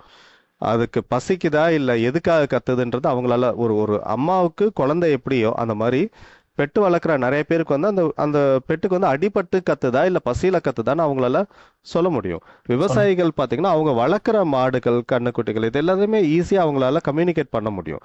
அவங்களுக்கு என்ன தேவைன்றதை அவங்களால புரிஞ்சுக்க முடியுது. அப்ப என்ன அது ஒன்றும் வாய் திறந்து பேசுதா இல்ல இவங்க தான் வந்து அதோடைய பாஷையை பேசுறாங்களான்னு கேட்டா கிடையாது. உணர்வு ரீதியான ஒரு புரிதல், அந்த டெலிபதிக் கம்யூனிகேஷன் அப்படின்றது. செடிகளுக்கெல்லாம் டெலிபதிக் கம்யூனிகேஷன் இருக்குன்றது சயின்டிபிக்கலி ப்ரூவ் ஆன ஒரு கான்செப்ட் தான். ஸோ மனுஷனுடைய உணர்வுகளை செடிகளால பிரதிபலிக்க முடியும், செடிகள் வந்து அது கேட்குது அப்படின்றது. ஸோ ஒரு சின்ன உதாரணம் வேணா சொல்லலாம் கொஞ்சம் புரியறதுக்கு அப்படின்னு நினைக்கிறேன். இந்த பாலிகிராஃப் இது கேள்விப்பட்டிருப்பீங்கன்னு நினைக்கிறேன், உண்மை கண்டறியும் சோதனைன்னு சொல்லி பாலிகிராஃப். அந்த பாலிகிராஃபை வந்து அதை வந்து ஃபர்ஸ்ட் டைமா வந்து அந்த சயின்டிஸ்ட் வந்து செடிகள் மேலே வச்சு செக் பண்ணாராம். ஸோ அப்போது செடிகளுடைய உணர்வுகள், அதோடைய துடிப்புகள் ஏதாவது தெரியுதா அப்படின்னு சொல்லி அதை வச்சு செக் பண்ணும்போது அதில் வந்து எந்த ஒரு மாற்றமுமே தெரியல. செடியோட கனெக்ட் பண்ணியிருக்காரு. ஸோ அதில் வந்து அந்த வேவ்ஸில் வந்து எந்த ஒரு மாற்றமும் தெரியல, நார்மலாக அப்படியே இருந்துட்டு இருக்கு. எதுவுமே இப்போ மனுஷனோட அட்டாச் பண்ணும்போது அவனுடைய ஹார்ட் பீட் ரைஸ் ஆகிறது ஃபால் ஆகிறத வந்து ஈஸியாக கவனிக்கலாம். செடிகளுக்கு ஏதோ ஒரு ஒரு உணர்வு இருக்கிற மாதிரி தெரியுது, பட் ஆனால் அது என்னன்றது தெரியல, எந்த வேரியேஷனும் இல்லை. அப்படின்ற போது சரி இப்போ ஏதாவது கொஞ்சம் டிஃப்ரெண்ட்டாக ட்ரை பண்ணலாம், செடியை வேணா ஒரு கத்திரிக்கோல் எடுத்துகிட்டு வந்து கட் பண்ணி பார்க்கலாம், கட் பண்ணும்போது அது டிஃப்ரென்ஸ் தெரியுதா அப்படின்னு சொல்லி யோசிக்கிறாரு. அவர் யோசிச்ச உடனே அந்த இடத்துல சேஞ்சஸ் தெரிஞ்சது. ஓகே. அவர் யோசிக்க தான் செஞ்சாரு, ஆனா இம்மீடியட்டா அந்த எக்யூப்மெண்ட்ல வந்து இம்மீடியட்டா சேஞ்சஸ் வர ஆரம்பிச்சது. அவருடைய மைண்டை வந்து அது வந்து ஈஸியா ரீட் பண்ணுது. நீங்க வந்து செடிக்கு தண்ணி ஊத்தணும்ன்ற அவசியம் கூட இல்லை, தண்ணி ஊத்தணும்னு நினைச்சாலே அது அந்த வைப்ரேஷனுக்கு போகுது, அது வந்து ரியாக்ட் பண்ணுது, அதுக்கு ரியாக்ட் பண்ணுது. நீங்க செடியை வந்து கட் பண்ணணும்ன்ற அவசியம் இல்லை, கட் பண்ணணும்னு நினைச்சாலே அது ரியாக்ட் பண்ணுது, அந்த ரியாக்ஷன் அப்படின்றது. அப்போ இயற்கைக்கு நம்மளுடைய உணர்வுகளை புரிஞ்சுக்கக்கூடிய தன்மை இருக்கு. அதே மாதிரி நமக்கும் நம்ம 5 அறிவு 6 அறிவுன்னு சொல்றோம், பட் ஆனா நம்மளால வந்து இயற்கையை புரிஞ்சுக்க முடியறது கிடையாது. ஒரு ஒரு இயற்கை பேரழிவுகள் வரும்போது மிருகங்கள், எறும்புகள் எல்லாம் வந்து டக்குன்னு அது ரியலைஸ் பண்ணி எங்கேயாவது போய் சேஃபா போயிடுது, ஆனா நமக்கு அது தெரியறது இல்ல. அப்போ நமக்கும் இயற்கைக்கும் ரொம்ப தூரத்துல தான் நம்ம இருக்கோம், டவுட்டே கிடையாது. சித்தர்கள் இந்த இயற்கைக்கும் நமக்கும் இருக்கக்கூடிய அந்த டிஸ்டன்ஸை கம்மி பண்றதுக்கு அவங்க கொடுத்த ஒரு மிக அருமையான ஒரு டூல் தான் தியானம் அப்படின்றது. அப்போ அவங்க தியானத்துல உட்காரும்போது ஒரு ஆழ்ந்த அமைதிக்குள்ளார போறாங்க. அப்போ பிரபஞ்சம் பேசுவது அவங்களுக்கு கேக்குது.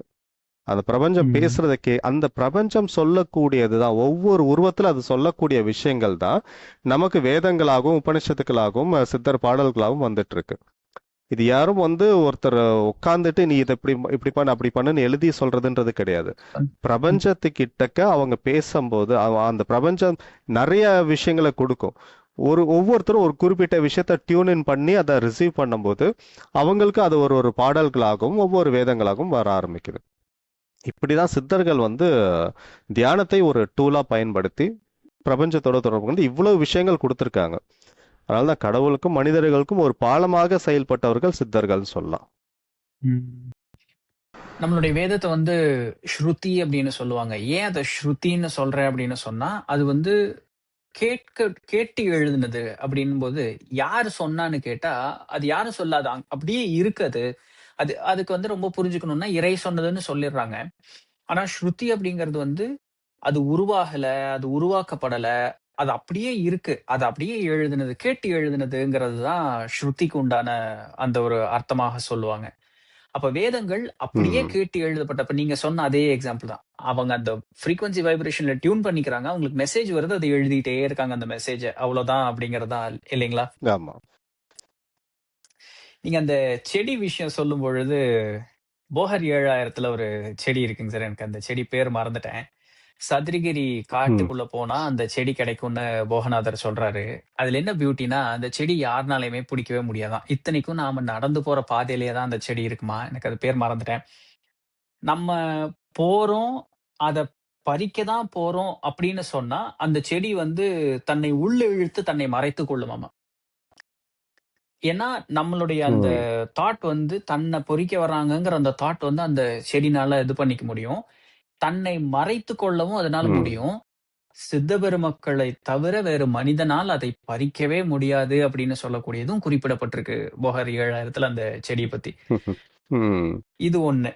அது கூட நீங்க சொன்னது போது டக்குன்னு ஒன்னே ஒரு விஷயம் தோணுச்சு. என்னன்னா, ஏன் சாதாரண மனுஷங்களால பறிக்க முடியாது, சித்தர்களால பறிக்க முடியும்னா, சாதாரண மனுஷங்களால எண்ணங்களை கட்டுப்படுத்த முடியாது. சித்தர்கள் ஒரு எண்ணமும் இல்லாம அவங்களால அங்க போக முடியும். அது ஒரு உதாரணம். சொல்லுங்க. இது இன்னொன்னு பார்க்கும்பொழுது, ரோமாபுரி பட்டணம் சென்று நான் வந்து சிவனார் விந்து நான் எடுக்க போனேன் அப்படின்னு சொல்லுவாரு. அதாவது சூதம், மெர்க்குரி வந்து அங்க ஒரு பெரிய சூத கிணறே இருக்கு. அந்த சூதம் மெர்க்குரி கையில அகப்படாது அப்படின்னு சொல்ற ஒரு வார்த்தையை சொல்றாரு. அப்படின்னா இப்ப நம்ம என்ன, இப்ப மெர்க்குரி கீழே போட்டோம்னா நம்ம எடுக்க முடியாது, சோ அந்த மாதிரி நம்ம நினைச்சுக்கோம். ஆனா அவர் சொன்ன என்ன விஷயம்னா, அதற்கு அறிவு உண்டு, நீ ஒரு குடுவையில எடுத்தேனாலும் அதை உன்னிடம் அகப்படாமல் ஓடும்ங்கிற அந்த வார்த்தையை அதுல பயன்படுத்துறாரு. சிவனார் வந்து ஓடும்னு.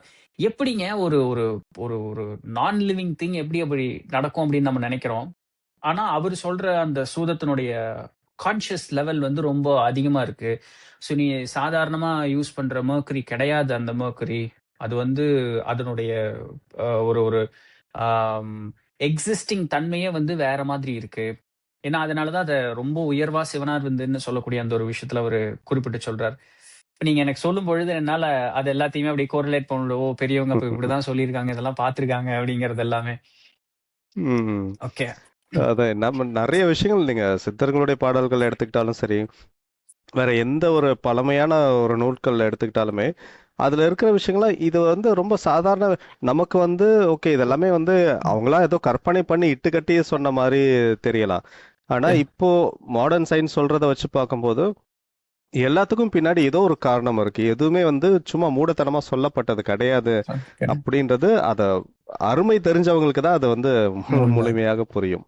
உண்மை உண்மை. இப்ப இதே ம். சயின்ஸ் தானங்க சார். இப்போ அப்சர்வேஷன் எஃபெக்ட் அப்படிங்கிற அந்த ஒரு வார்த்தையை ம். பயன்படுத்துறாங்க. இப்போ ஏன்னா நான் இதை வந்து எதுல முதல்ல படிச்சு தெரிஞ்சுக்கிட்டேன்னா, டாக்டர் ஜோ டிஸ்பென்சா எழுதின பிகமிங் சூப்பர் நேச்சுரல் அப்படின்னு சொல்லக்கூடிய அந்த ம். நூல்லையும், breaking the habit of being your செல்ஃப்ங்கிற அந்த நூல்லையும் படிச்சதை தெரிஞ்சுட்டேன். அவங்க என்ன சொல்றாங்க, நீ என்ன நினைக்கிறியோ நினைக்கும் பொழுதுதான் அங்க ஒரு ஆக்ஷன் நடக்குது. த மீன் ஆக்ஷன் அப்படின்னு சொல்லும்பொழுது அப்பதான் அந்த எலக்ட்ரான் பாப்அப் ஆகுது. நாம சொல்லக்கூடிய அந்த அணு ம். போல இந்த பிளானட்டரி சிஸ்டம் போல இல்ல, எலக்ட்ரான் கிளவுடு தான். அது அது ஒரு சக்தி மண்டலம் தான். ஆனா அந்த சக்தி அசைவில்லாம அப்படியே இருக்கு. இது எப்போ அசையும்னு கேட்கும்போது உன்னுடைய சிந்தனையை பொறுத்து தான் அசையும். சோ இப்ப நீ இந்த இடத்துல டேபிள் இருக்குன்னு நினைச்சிட்டு இருக்கறனால அங்க டேபிள் இருக்கு. டேபிள் இல்ல அப்படின்னு நீ நினைச்சேன்னா டேபிள் இருக்காது. இது ஓகே ம். தான்.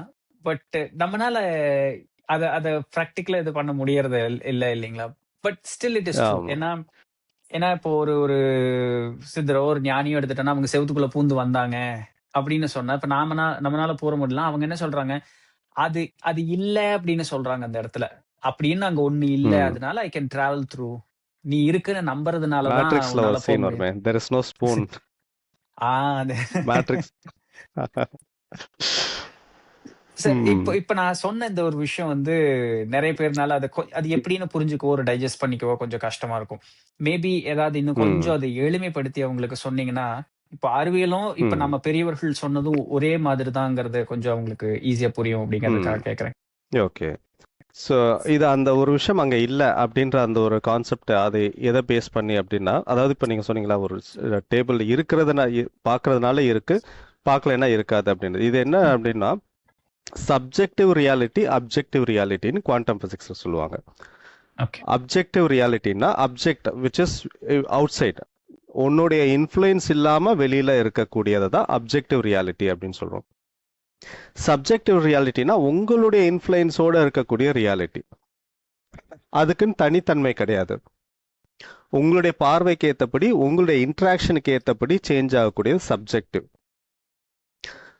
இது வந்து என்டையர் வேர்ல்டே வந்து சப்ஜெக்டிவ் ரியாலிட்டி அப்படின்னு சொல்லி குவாண்டம் பிசிக்ஸ்ல ஒரு தியரி உண்டு. அதுக்கு தான் வந்து ஐன்ஸ்டீன் வந்து ஒரு விஷயம் சொல்லியிருப்பாரு, என்னன்னா I want to believe that the moon is there even though I am not seeing it அப்படின்ற ஒரு விஷயம் அவர் சொல்லியிருப்பார். அங்கே நிலம் அங்கே இல்லைனாலும் நான் பார்க்கலனாலும் அது அங்கே இருக்குன்னு நான் நம்புறேன் அப்படின்றது ஐ வாண்ட் டு பிலீவ் அப்படின்ற மாதிரி சொல்லியிருப்பாரு. So it's a concept. நீங்கள் சொன்னது உண்மைதான். உண்மையிலேயே இப்படி ஒரு கான்செப்ட் இருக்கு. ஒரு பொருள் நம்ம பார்க்குற வரைக்கும் தான் அந்த அங்கே இருக்கு, பார்க்காத போது அந்த இடத்துல அந்த பொருள் இல்லை அப்படின்றது ஒரு சயின்டிஃபிக் ஒரு கான்செப்ட் தான். இதுல வந்து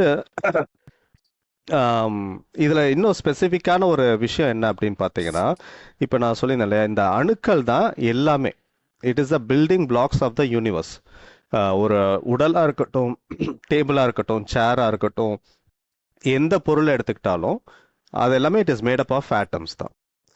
அப்போ இந்த ஆட்டம்ஸ் அப்படின்றது என்ன அப்படின்னு சொல்லி ஃபர்தரா உள்ள போய் பார்த்தீங்கன்னா, ஆட்டம்ஸ்ல வந்து இப்போ இந்த எலக்ட்ரான் இருக்குன்னா எலக்ட்ரான்ல இருந்து பல தூரம் தள்ளி தான் நியூக்ளியஸ் அப்படின்றது ஒன்று உள்ள இருக்கும். அது நியூக்ளியஸ் தான் புரோட்டான்ஸ் அண்ட் நியூட்ரான்ஸ் அது வந்து இருந்துட்டு இருக்கும். அதை எலக்ட்ரான் சுற்றி சுற்றி வருது. இப்போ இந்த ஆட்டம்ல வந்து பார்த்தீங்கன்னா 99.9999% எம்டி ஸ்பேஸ்.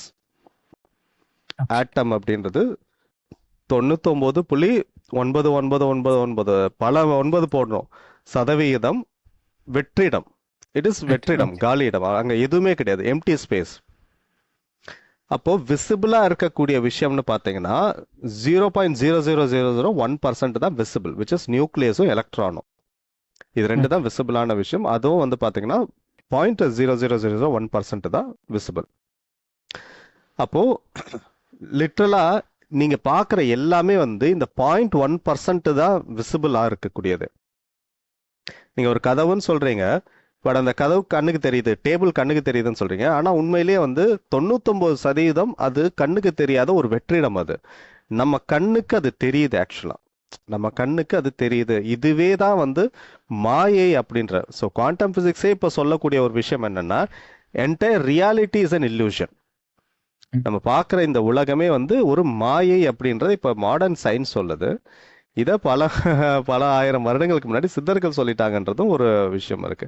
உலகமே வந்து மாயை, பிரம்மம் சத்தியம் அப்படின்றதும் அதே தான், ஜெகத் மித்யை அப்படின்னு சொல்றதும் அதே தான். ஸோ எல்லாமே வந்து பார்த்தீங்கன்னா அந்த illusion அப்படின்ற ஒரு கான்செப்ட்ல வந்துருச்சு. ஸோ அப்போ இங்க இருக்கக்கூடிய இப்போ நான் சொன்ன மாதிரி அந்த 99.999% எம்டி ஸ்பேஸ் அப்படின்றது லிட்டரலா you are seeing into looking into an empty space. இல்லாத ஒரு விஷயத்தை தான் நீங்க பாக்குறீங்க, அது உங்க கண்களுக்கு இருக்கிறதாக தெரியுது அப்படின்ற. அதனால தான் அதை வந்து illusion சொல்றோம், மாயை அப்படின்ற ஒரு கான்செப்ட். ஸோ அப்போ இந்த illusory திங்கை தான் வந்து சித்தர்களால மேனிப்புலேட் பண்ண முடிஞ்சது அப்படின்ற ஒரு கான்செப்ட் இருக்கு. நமக்கு அது தெரியல, அதனால நம்ம அதுக்கு அடிமைகளாக இருக்கோம். தெரிஞ்சவங்க அதுக்கு முதலாளிகளாக மாறிடுறாங்க அப்படின்றதான். So reality is malleable, reality is flexible, reality is plastic. அதை வந்து நீங்க எப்படி வேணாலும் வந்து மாற்ற முடியும் அப்படின்றதும் வந்து ஒரு கான்செப்ட் இருக்கு. அதனால தான் வந்து பாத்தீங்கன்னா சித்தர்களால சில மிராக்கிள்ஸ்ன்னு செய்ய முடிந்தது. இப்போ நீங்க சொன்ன ஒரு விஷயம் சொன்னீங்களே, செவுத்துல இப்படி பூந்து அப்படி வந்துடுறாங்க அப்படின்ட்டு. இதுவும் வந்து பாத்தீங்கன்னா இதுலயும் குவாண்டம் பிசிக்ஸ்ல இந்த ஒரு கான்செப்ட் இருக்கு. உங்களுக்கு கேள்விப்பட்டிருப்பீங்களான்னு தெரியல, குவாண்டம் டனலிங் அப்படின்னு ஒன்று சொல்லுவாங்க. குவாண்டம் டனலிங் அப்படின்ற ஒரு கான்செப்ட் என்ன அப்படின்னா, இப்போ ஒரு ஆட்டம் வந்து நீங்க ஒரு பெட்டிக்குள்ள போட்டீங்கன்னா அந்த பெட்டிக்குள்ள அது எங்க வேணாலும் இருக்கும் அப்படின்றது ஒரு தியரியா. இன்னொரு தியரி என்ன சொல்லுது அப்படின்னா, டனலிங் தியரி என்ன சொல்லுதுன்னா, அந்த ஆட்டம் பெட்டிக்கு வெளியேயும் இருக்கும் அப்படின்னு சொல்லுது. அது எப்படி பெட்டிக்கு வெளியில இருக்கும், அதுதான் வந்து உள்ள ஒரு பார்ட்டிக்கல்ல அப்படின்ற போது it is a solid matter தானே அப்படின்ட்டு. இல்ல, it can also act as a wave and it can come out of a barrier அப்படின்றது. இது நம்புற மாதிரி இல்லையே, ஒரு ஆட்டம் வந்து ஒரு பேரியரை தாண்டிட்டு எப்படி போகும், it is not something easily believable அப்படின்னு சொல்லலாம். பட் ஃபேக்ட் என்ன அப்படின்னா, நம்மளுடைய பூமிக்கு இப்படி ஒரு வெளிச்சம் எதுல இருந்து வருது, சூரியன்ல இருந்து ஒரு வெளிச்சம் வருதா. சூரியனுடைய வெளிச்சம் பூமிக்கு வர்றதுக்கு காரணமே இந்த குவாண்டம் டனலிங் தான். இது ஒவ்வொரு நாளும் சூரியனுக்குள்ளார நடந்துகிட்டு இருக்கிற ஒரு கான்செப்ட். உள்ள இருக்கிற போட்டான்ஸ் வந்து அதோடைய பேரியரை தாண்டி அது வெளியில வர்றதுனால தான் சூரிய ஒளி பூமிக்கே வருது. பூமியில இவ்வளவு உயிரினங்கள் இருக்கிறது காரணமே அந்த ஒரு விஷயம் தான். ஸோ குவாண்டம் டனலிங்கிறது கற்பனை கிடையாது, மார்வல் மூவிஸ்ல பார்க்குற விஷயங்கள் கிடையாது. It is a real thing. Tunneling it is happening every single day in every atom. It is happening. ஏன்னா பார்ட்டிகல்ஸ்னால இதுதான் வேவ் பார்ட்டிகல் டியூவாலிட்டின்னு ஒரு கான்செப்ட் இருக்கு. வேவ் பார்ட்டிகல் டியூவாலிட்டினா ஒரு பார்ட்டிகலாகவும் இருக்கும், வேவ்ஸாகவும் மாறும். அப்போ பார்ட்டிகல்ன்றதை நீங்க சாலிடா எடுத்துக்கிட்டீங்கன்னா, வேவ்ஸ்ன்றது இந்த அலைவரிசை. இப்போ ஒரு ஒரு பாலை வந்து நீங்க ஒரு இதுல கதவுல நீங்க போட்டீங்கன்னா கதவை தாண்டிட்டு அது போகாது, பட்டு திருப்பி வந்துடும். ஆனா இந்த இடத்துல ஒரு பாட்டு நீங்க ஒரு ரேடியோ ஆன் பண்றீங்க, பாட்டு போடுறீங்கன்னா இந்த பாட்டுடைய ஒலி கதவுக்கு அந்த பக்கம் கேட்கும். ஒரு பந்தை தூக்கி போடும்போது கதவை தாண்டி போறதில்ல, ஆனா ஒரு பாட்டு போடும்போது அது மட்டும் கதவை தாண்டி போகுது. ஏன்னா அது வேவ்ஸ்ல இருக்கு, சவுண்ட் ஃபார்மேட். ஸோ இப்போ நான் சொன்ன அந்த வேவ் பார்ட்டிகல் டியூவாலிட்டி படி பார்த்தீங்க அப்படின்னா, ஒவ்வொரு அணுக்களுக்குள்ளருமே இந்த விஷயம் இருக்கு, வேவ் பார்ட்டிகல் டியூவாலிட்டி அப்படின்றது. அதால பார்ட்டிகலாகவும் இருக்க முடியும், வேவ்ஸாகவும் கன்வெர்ட் ஆக முடியும். இப்போ இந்த கான்செப்ட் தான் வந்து சித்தர்கள் பயன்படுத்தினாங்க அப்படின்னு என்னுடைய கருத்து. எப்படி அப்படின்னா, இப்போ அவங்களால வந்து இப்ப நான் சொன்ன இந்த அணுக்கள் வந்து எல்லாருக்குள்ளருமே இருக்கு, எல்லா பொருட்கள்லையுமே இதே அணுக்கள் தான் இருக்கு, எல்லா மனிதர்களும் அணுக்கள் இருக்கு. உள்ள இருக்கக்கூடிய அந்த அட்டாமிக் நம்பரை பொறுத்து தான் ஒன்று உட்டா தெரிகிறது, மெட்டலா தெரிகிறது, இல்லை பாடியா இருக்கு. ஒவ்வொன்றுத்துக்கும் வந்து வேற வேற அட்டாமிக் நம்பர் இருக்கும் உள்ள இருக்கிற புரோட்டான்ஸோடைய நம்பர்ஸை பொறுத்து. ஸோ அப்போ பேசிக்காக எல்லாத்துலேயுமே அணுக்கள் தான் இருக்கு. இந்த அணுக்களை பற்றி ரொம்ப ஆழமாக படித்து ஆழமாக உணர்ந்தவர்கள், அது புக்கு கூட கிடையாது, படிச்சு கூட உணர முடியாது, பிரபஞ்சத்துக்கிட்ட இருந்து நேரடியாக அவங்களுக்கு அந்த தகவல்கள் கிடைச்சதன் மூலமாக இந்த அணுக்களை எப்படி வந்து மேனிப்புலேட் பண்றது அப்படின்றது சித்தர்களுக்கு தெரிஞ்சிருக்கு. அதனால இந்த அணுக்களுடைய தன்மை என்ன, இது பார்ட்டிகலாவும் இருக்கும் வேவ்ஸாவும் இருக்குன்ற போது வேவ்ஸா நினைச்ச போது அதை வேவ்ஸா கன்வெர்ட் பண்ணி ஒரு பேரியரை தாண்டி அவங்களால போக முடிஞ்சது. நினைச்ச உடனே உடலை வந்து அந்த வேவ்ஸ் இது கொண்டு வந்துட முடியுது. அப்போ அவங்களால ஒரு செவத்தை தாண்டிட்டு போக முடியுது, கதவு திறக்காமலே வந்து ஈஸியாக அதை தாண்டி போக முடியுது. இது எல்லாமே வந்து பாசிபிளாக இருக்கு. ஏன்னா இது வந்து சயின்ஸ் ஃபிக்ஷன்றது கிடையாது, ஒரு ஒரு அணுக்களுக்குள்ளார இருக்கக்கூடிய ஒரு தன்மை தான் இந்த வேவ் பார்ட்டிகல் டியூவாலிட்டி. அதனால தான் ஒரு பார்ட்டிகல் நீங்கள் ஒரு பாக்ஸில் அடைச்சி வச்சாலும் அதால் வெளியவும் வர முடியும் அப்படின்றது. இட் இஸ் பியூர் சயின்ஸ் தான், இதில் எந்த ஃபிக்ஷன் கிடையாது, இது சயின்ஸ் தான். ஆனால் இது வந்து ஹியூமன் லெவலில் பாசிபிளா அப்படின்ற கேள்வி வரும்போது தான் இது வந்து இப்போதைக்கு இருக்கக்கூடிய சயின்டிஃபிக் டெக்னாலஜி படி பார்த்தீங்கன்னா இட் இஸ் நாட் பாசிபிள். அப்போ எப்படி சித்தர்களால் மட்டும் முடிஞ்சது, அவங்களால முடிஞ்சது நம்மளால முடியாதா அப்படின்னா, எல்லாத்துக்குமே வந்து பார்த்தீங்கன்னா அடிப்படை சில சிறப்பு பயிற்சிகள் தான் வந்து இம்பார்ட்டன்ட். இப்போ பைலட்ன்றது ஒரு மனுஷன் தான், ஒரு மனிதன் தான், ஒரு ஏரோப்ளைனை ஓட்டக்கூடிய ஒரு பைலட். அந்த மனுஷனால முடியுது, என்னால முடியாதா, நான் போய் ஓட்டுறேன்னு டைரக்டா யாரும் போய் ஃப்ளைட்ல ஏற முடியாது. அவன் ஓட்டுறான், நான் ஓட்டினா, நீங்க ஃப்ளைட்ல போயிட்டு இருக்கீங்க, பைலட்டும் மனுஷன் தான், நானும் மனுஷன் தான், நான் போட்டுறேன்னு சொல்லிட்டு ஓட்ட முடியாது. உங்களுக்கு அது சிறப்பு பயிற்சி தேவைப்படும்.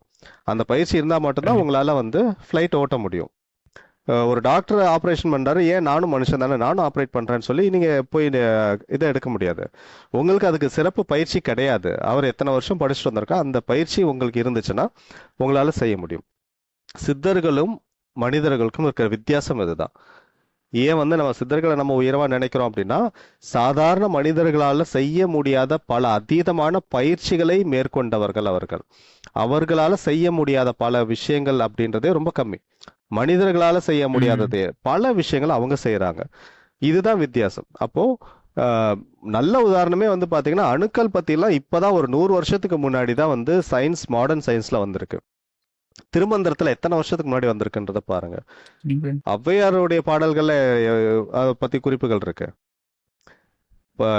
இன்னும் டாக்குமெண்டட் எவிடன்ஸ் அப்படின்னு பார்த்தீங்கன்னா 650 பிசியில் வந்து மகரிஷி கானட்ன்றவர் அவருடைய வைசேஷிக சூத்ரால அணு, பரமாணு எல்லாத்த பற்றியும் தெளிவாக எழுதி வச்சிருக்காரு.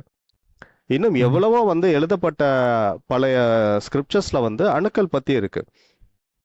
மாடர்ன் சயின்ஸ்ல ஒரு 100 வருஷத்துக்கு முன்னாடி சொல்லப்பட்ட ஒரு அணு பல ஆயிரம் வருடங்களுக்கு முன்னாடி இருக்கக்கூடிய சித்தர்கள் பாடல்லையும் நம்மளுடைய வேதங்களையுமே சொல்லப்பட்டிருக்கு அப்படின்னா, அப்போ அவங்க எவ்வளோ அட்வான்ஸ்ட் இருந்தாங்கன்னு சொல்றதுல என்ன தப்பு? அதான் என்னுடைய கேள்வி.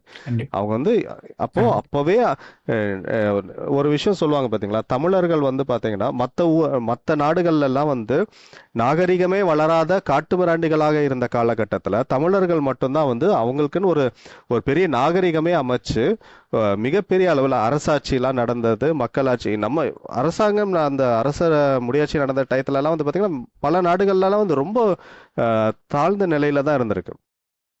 அப்போ ஒரு ரொம்ப அட்வான்ஸ்டாக இருந்த ஒரு ஒரு சிவிலைசேஷன், நம்மளுடைய சிவிலைசேஷன் அப்படின்றது அவ்வளவு இப்போ ரீசெண்டா கண்டுபிடிச்ச பல விஷயங்கள் நிறைய இது வந்து பாத்தீங்கன்னா பல ஆயிரம் வருடங்களுக்கு முன்னாடியே நம்மளுடைய முன்னோர்கள் சொல்லிட்டு போன விஷயங்கள்ல இருக்கு. அப்ப இது இருக்கு அப்படின்ற போது அதை ஏன் அவங்களால மேனிப்புலேட் பண்ணியிருக்க முடியாது? நம்ம கைக்கு புதுசா ஒரு பொருள் கிடைச்சாலே நம்ம அதை எப்படி எப்படிலாம் பயன்படுத்தலாம் நம்ம யோசிச்சு அதை அட்வான்ஸ்டா நம்ம யூஸ் பண்ண ஆரம்பிச்சிருவோம். அப்போ பல ஆயிரம் வருடங்களுக்கு முன்னாடி அணுக்களுடைய அந்த ஞானம் அவங்களுக்கு இருந்திருக்கு, அதை பத்தி தெளிவா எழுதியிருக்காங்க அப்படின்னா அப்ப அதை எப்படி வேணாலும் யூஸ் பண்ணலான்றதும் அவங்களுக்கு தெரிஞ்சிருக்கும் தானே. அந்த கான்செப்ட்ல இது வரைக்கும் அஷ்டமா சித்திகள் பத்தி ஸ்டார்டிங்ல நான் படிச்ச போது இருந்த அந்த புரிதலை விட குவாண்டம் பிசிக்ஸ் படிச்சதுக்கு அப்புறமா நான் அஷ்டமா சித்திகளை பத்தி படிக்கும் போது எனக்கு வேற புரிதல் கிடைக்குது.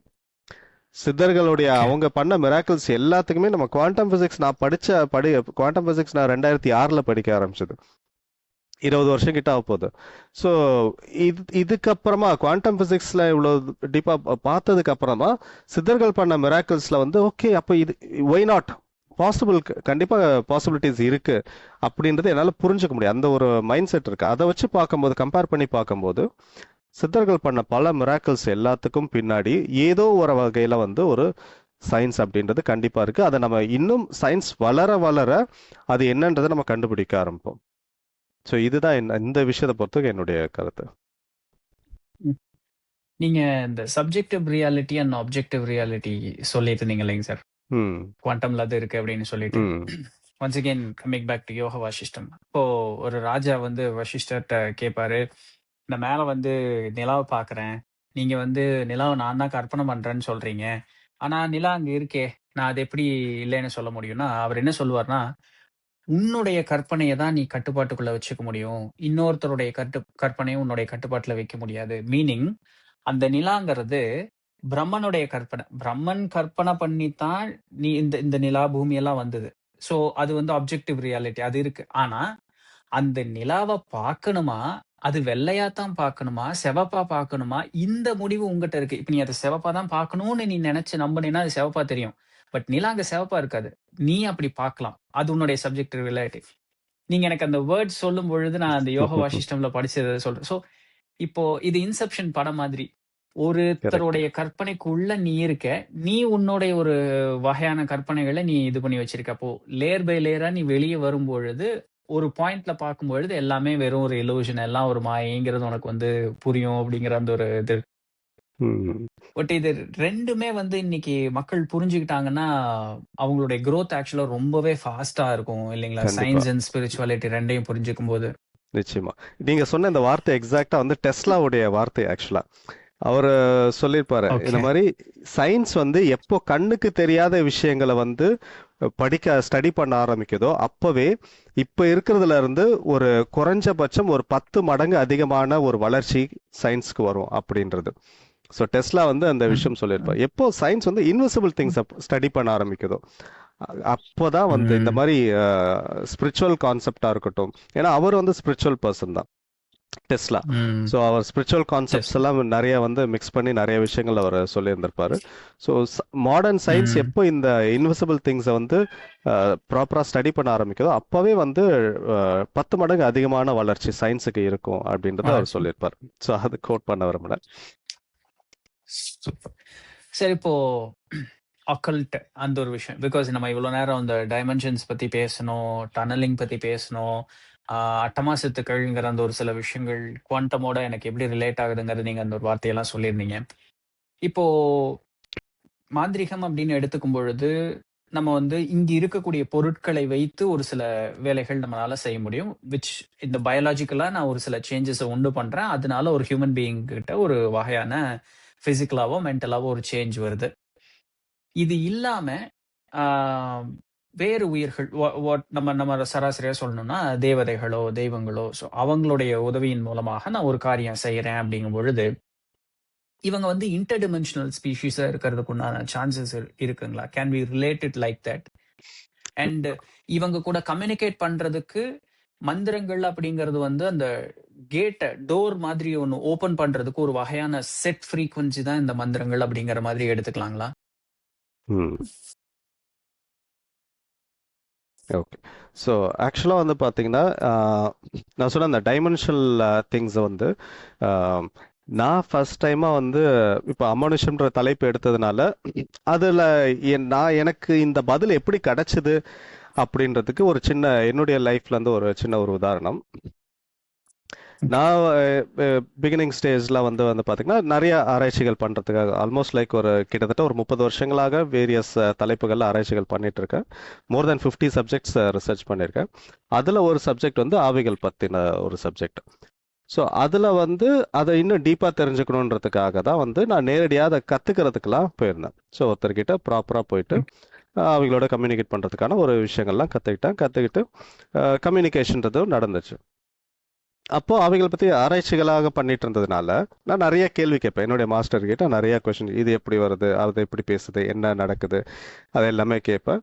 அப்போ அவர்கிட்ட நான் கேட்ட கேள்வி வந்து, ஆவிகளையே நம்மளால பார்க்க முடியல, அவங்க எங்க இருக்காங்க அப்படின்றத கேட்டேன். அவங்களோட தனி உலகத்துல இருக்காங்க. அவர் சொன்னது புண்ணிய லோகம், மத்திய லோகம், பாவலோகம்னு 3 இதை சொல்லியிருப்பாரு. ஸோ அது வேற ஒரு உலகம். அந்த உலகத்தை வந்து நம்மளால பார்க்க முடியாது, நம்மளால அங்க போகவும் முடியாது இறந்ததுக்கு அப்புறம் போறது அப்படின்றதான். பட் ஆனா ஆஸ்ட்ரல் டிராவல் பண்ணும்போது அங்க போயிட்டு வர்றதுக்கு வாய்ப்புகள் இருக்கு அப்படின்னாரு. அவங்களால இங்க வந்தாலுமே நம்மளை பார்க்க முடியுமே தவிர, இப்போ அவங்களோட பக்கத்துல வந்து நிக்கிறாங்க, சம்டைம்ஸ் தொடர்றதெல்லாம் ஃபீல் ஆகும், அதெல்லாம் செய்றாங்க. ஆனா நம்மளால ஏன் அவங்கள டச் பண்ண முடியல, நம்மளால ஏன் அவங்கள பார்க்க முடியல? அவங்களால இங்கே வந்துட்டாங்க, வேற உலகத்துல, ஆவிகள் உலகத்துல அவங்க இல்லை, இந்த உலகத்துக்கு வந்துட்டாங்க. இப்போ நம்ம கூப்பிட்ட உடனே இங்க வராங்க. இப்போ இவங்களோட கம்யூனிகேட் பண்ணும்போது ஏன் அவங்களால நம்மளை பார்க்க முடியுது, நம்மளால அவங்கள பார்க்க முடியலன்னு கேட்டதுக்கு, அவங்க வேற ஒரு நிலையில இருக்காங்க, அவங்க வந்து வேற நிலையில இருக்காங்க, நம்ம வேற நிலையில, ஒரு மனிதருக்கு உண்டான இந்த நிலையில இருக்கோம், இந்த நிலையில இருக்கிற நம்மளால அவங்கள பார்க்க முடியாது அப்படின்றது சொல்லியிருந்தாரு. ஓகே, அதை எனக்கு எடுத்துக்க முடியுது. பட் இருந்தாலுமே வந்து அது இன்னும் மைண்டு தேடிட்டே இருந்தா, அது என்ன நிலை, அது ம். என்ன உலகம், அது அந்த உலகம்ன்றது என்ன, இப்போ ஸ்பேஸ்ல இருக்கா, பூமிக்கு பக்கத்துல இருக்கா, இல்ல வேற ஒரு கேலக்சில இருக்கா? அப்போ இவ்வளோ டிஸ்டன்ஸ்ல எப்படி அவங்க வந்துட்டு போறாங்க, எப்படி வந்து இங்க வந்தாலுமே வந்து நம்மளால அவங்கள பார்க்க முடியல, அவங்களால இது மாதிரி நிறைய கேள்விகள் இருந்துட்டே இருந்துச்சு. அதுக்கப்புறமா ரொம்ப வருஷம் கழிச்சு தான் வந்து குவாண்டம் ஃபிசிக்ஸ் பற்றி ஸ்டடி பண்ண ஆரம்பிக்கிறேன். ஸோ குவாண்டம் ஃபிசிக்ஸ் பற்றி ஸ்டடி பண்ண ஆரம்பிக்கும் போது தான் வந்து டைமென்ஷனல் பற்றி ஹைப்பர் டைமென்ஷன்ஸ் அப்படின்ற கான்செப்ட்ஸ் எல்லாமே தெரியுது. இந்த நம்மளை விட நிறைய டைமென்ஷன்ஸ் இருக்கு அப்படின்ற கான்செப்ட் புரியுது. அந்த டைமென்ஷன்ஸ்ல வந்து பார்த்தீங்கன்னா அதர் பீயிங்ஸ் இருக்கிறதுக்கான சான்சஸ் இருக்கு. சயின்ஸ் வந்து இருக்குன்னு கன்ஃபார்ம்டாக சொல்லலை, பட் ஆனால் தேர் ஆர் சான்சஸ், வேற வேற விஷயங்கள் இருக்கிறதுக்கு. என்ன இருக்குன்னே தெரியாது. இட் இஸ் இதுதான்.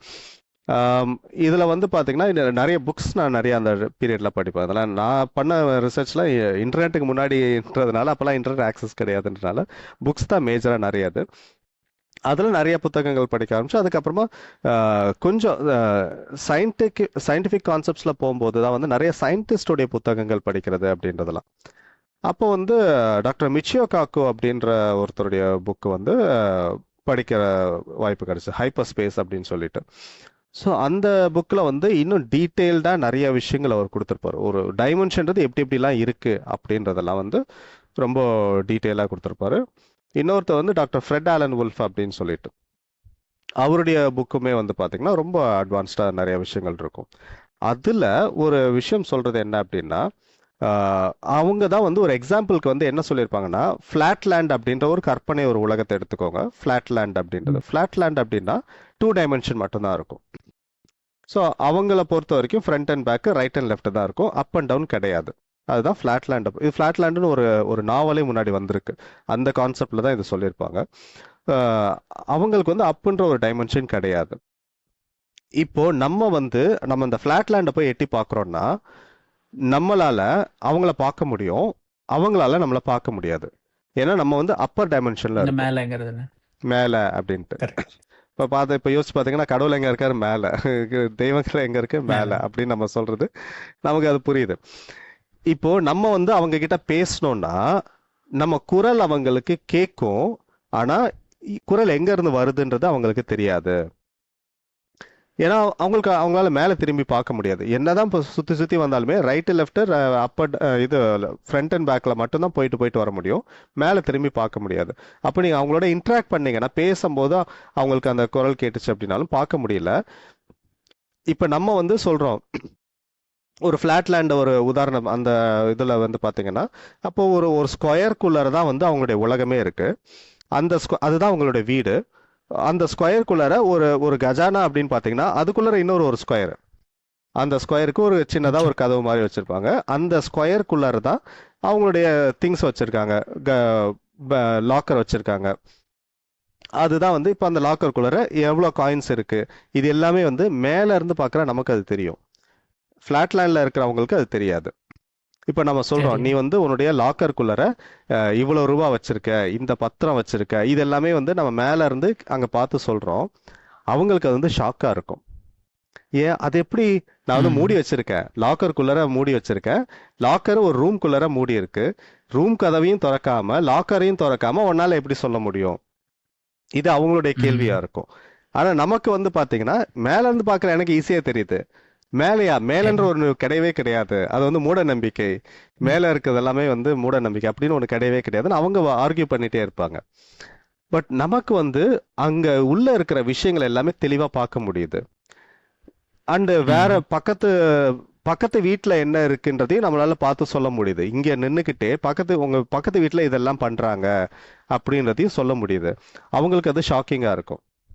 நம்ம இது என்னமோ வந்து அமானுஷ்யமா இருக்கு, இது வந்து நீ வந்து ஆவியா, நீ என்ன கடவுளா, இது எப்படி அமானுஷ்யமா உன்னால இதெல்லாம் செய்ய முடியுதுன்னு அவங்க எல்லாமே சொல்லுவாங்க.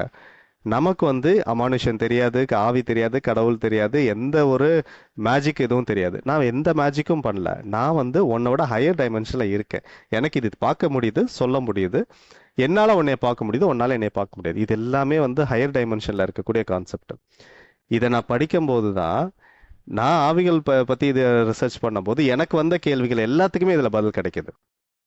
அப்போ ஆவிகள்ன்றவங்க நம்மளோட ஒரு டைமென்ஷன் அதிகமாக இருக்காங்க.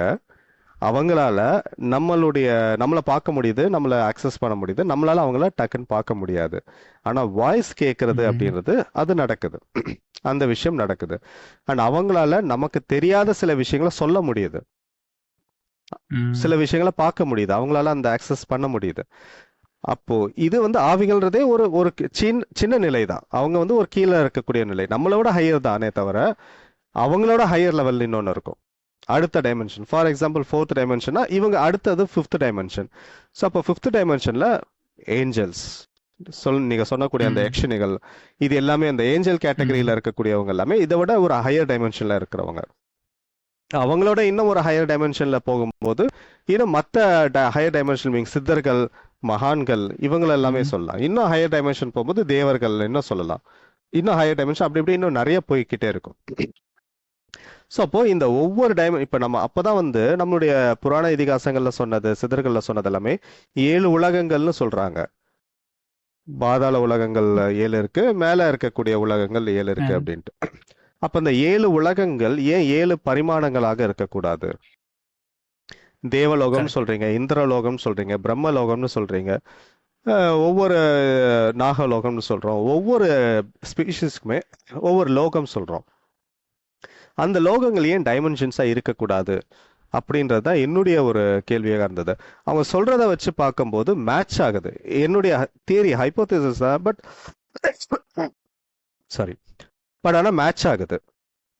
நீங்க நாகலோகம்னு சொல்றீங்க, அது ஒரு தனி உலகம் சொல்றீங்க, ஒரு சில பயிற்சிகள் மூலமாக அங்க போக முடியும்னு சொல்றீங்க. பிசிக்கல் பாடியோட போக முடியாது, ஆனா சில பயிற்சிகளோட போகலாம். அப்ப வேற டைமென்ஷன்ல இருக்கறனால இந்த உடம்போட நம்மளால அங்க போக முடியல. ஸோ இப்போ இந்த வேற உலகத்துக்கு ஆக்சஸ் கோட் அப்படின்றது ஏதாவது ஒன்று இருக்கும். இந்த ஒரு சில பயிற்சிகள் மூலமாக நீங்க அதை ஆக்சஸ் பண்ணலாம் அப்படின்றது. இப்போ நான் யோசிக்கிறது என்னன்னா, சவுண்ட் வைப்ரேஷன்ஸ் அப்படின்றது ரொம்ப பவர்ஃபுல்லான ஒரு விஷயம். பிரபஞ்சம் தோன்றியதே ஒளியின் மூலமாக அப்படின்றதும் ஒரு தியரி இருக்கு. சவுண்ட் வைப்ரேஷன்ஸ் வச்சு நிறைய விஷயங்கள், இப்போ மாடர்ன் டெக்னாலஜியில சவுண்ட் வேவ்ஸை வச்சு நிறைய விஷயங்கள் பண்றாங்க. சவுண்ட் வேவ்ஸ்னால பொருட்களை லெவிடேட் பண்ண முடியுதுன்றதையும் ப்ரூவ் பண்ணியிருக்காங்க. சவுண்ட் வேவ்ஸ்னால ஒரு சில லாக்ஸ் அன்லாக் பண்ண முடியும், இந்த மாதிரியான சில விஷயங்களும் இருக்கு. ஸோ அப்படி இருக்கும்போது இந்த அதர் டைமென்ஷனுக்கு போகக்கூடிய ஒரு ஆக்சஸ் கோடா ஏன் சவுண்ட் வேவ் இருக்கக்கூடாது? நம்ம சவுண்ட் வேவ்னு சொல்றோம், பட் ஆக்சுவலா என்னன்னா மந்திரம். ஒரு சில மந்திரங்களை சொல்லி அந்த உலகத்துக்கு போறது, இல்ல ஒரு சில மந்திரங்களை சொல்லி அங்க இருக்கிற உலகத்தை, அந்த ஜீவன்களை இங்க வர வைக்கிறது. இப்போ நீங்க சொன்ன அந்த ஒரு சில யக்ஷினிகள் அப்படின்னா, ஒரு மந்திரம் சொன்ன உடனே அவங்க வராங்கன்னா, அந்த மந்திரத்துல இருக்கக்கூடிய வைப்ரேஷன் வந்து அந்த யக்ஷினிகள் உலகத்துக்கு உண்டான ஒரு ஆக்சஸ் கோடா இருக்கிறதுக்கு வாய்ப்பு இருக்கு. இந்த வைப்ரேஷன்ல நீங்க ஒரு இந்த ஃப்ரீக்வன்சில நீங்க ஒரு வைப்ரேஷனை கிரியேட் பண்ணும்போது இங்கே அந்த அதர் டைமென்ஷன்றது இங்கேயே தான் இருக்கு. ஸோ அப்போ இங்கேயே இருக்கக்கூடிய அந்த அந்த வேற ஒரு உலகத்தை, வேற ஒரு டைமென்ஷனை இந்த வைப்ரேஷனை கிரியேட் பண்ண உடனே அது ஓப்பன் ஆகுது. அப்போ அங்க இருந்து இன்விசிபிள்ல இருந்து விசிபிள் வேர்ல்டுக்கு அவங்க வராங்க. அவங்களுக்கு அது விசிபிள் தான், நமக்கு விசிபிளா நம்ம முன்னாடி வர்றது, இல்லாட்டி நம்ம மைண்ட்ல வர்றது, வாய்ஸ் கொடுக்கறது, இது மூலமா வர்றாங்க அப்படின்றது. அப்போ இது இந்த நீங்க சொன்ன அந்த யக்ஷினிகளா இருக்கட்டும், இது எல்லாமே வந்து other dimensional, higher dimensional beings தான். இவங்கள ஒரு சில வைப்ரேஷன்ஸ் மூலமா நாம ஆக்சஸ் பண்ண முடியுது அப்படின்றதும் அது வந்து ப்ராக்டிக்கலாக வந்து ஓகே, ஏன்னா நிறைய பேர் அதை பண்ணியிருக்காங்க அப்படின்ற போது இது மேட்ச் ஆகுது, அந்த தியரியும் அந்த ப்ராக்டிக்கலும் மேட்ச் ஆகுது. இது நான் பார்க்குற பார்வை. ஸோ அது வந்து மேட்ச் ஆகுது எனக்கு. சார், லாஸ்ட் ஒரு ஃபியூ கொஸ்டின்ஸ். இப்போ இதே விஷயத்த வந்து நீங்க முன்னாடி ஒரு தடவை சொல்லியிருக்கீங்க. கோவில்கள் வந்து நம்ம வேற பரிமாணங்களுக்கு செல்லக்கூடிய நுழைவு வாயிலாக ஆக்சுவலா பயன்படுது. நம்மளுடைய பெரியவர்கள் அதை பயன்படுத்தி இருக்கிறார்கள் அப்படின்னு சொல்லக்கூடிய ஒரு ஒரு தடவை முன்னாடி அதை சொல்லியிருக்கீங்க.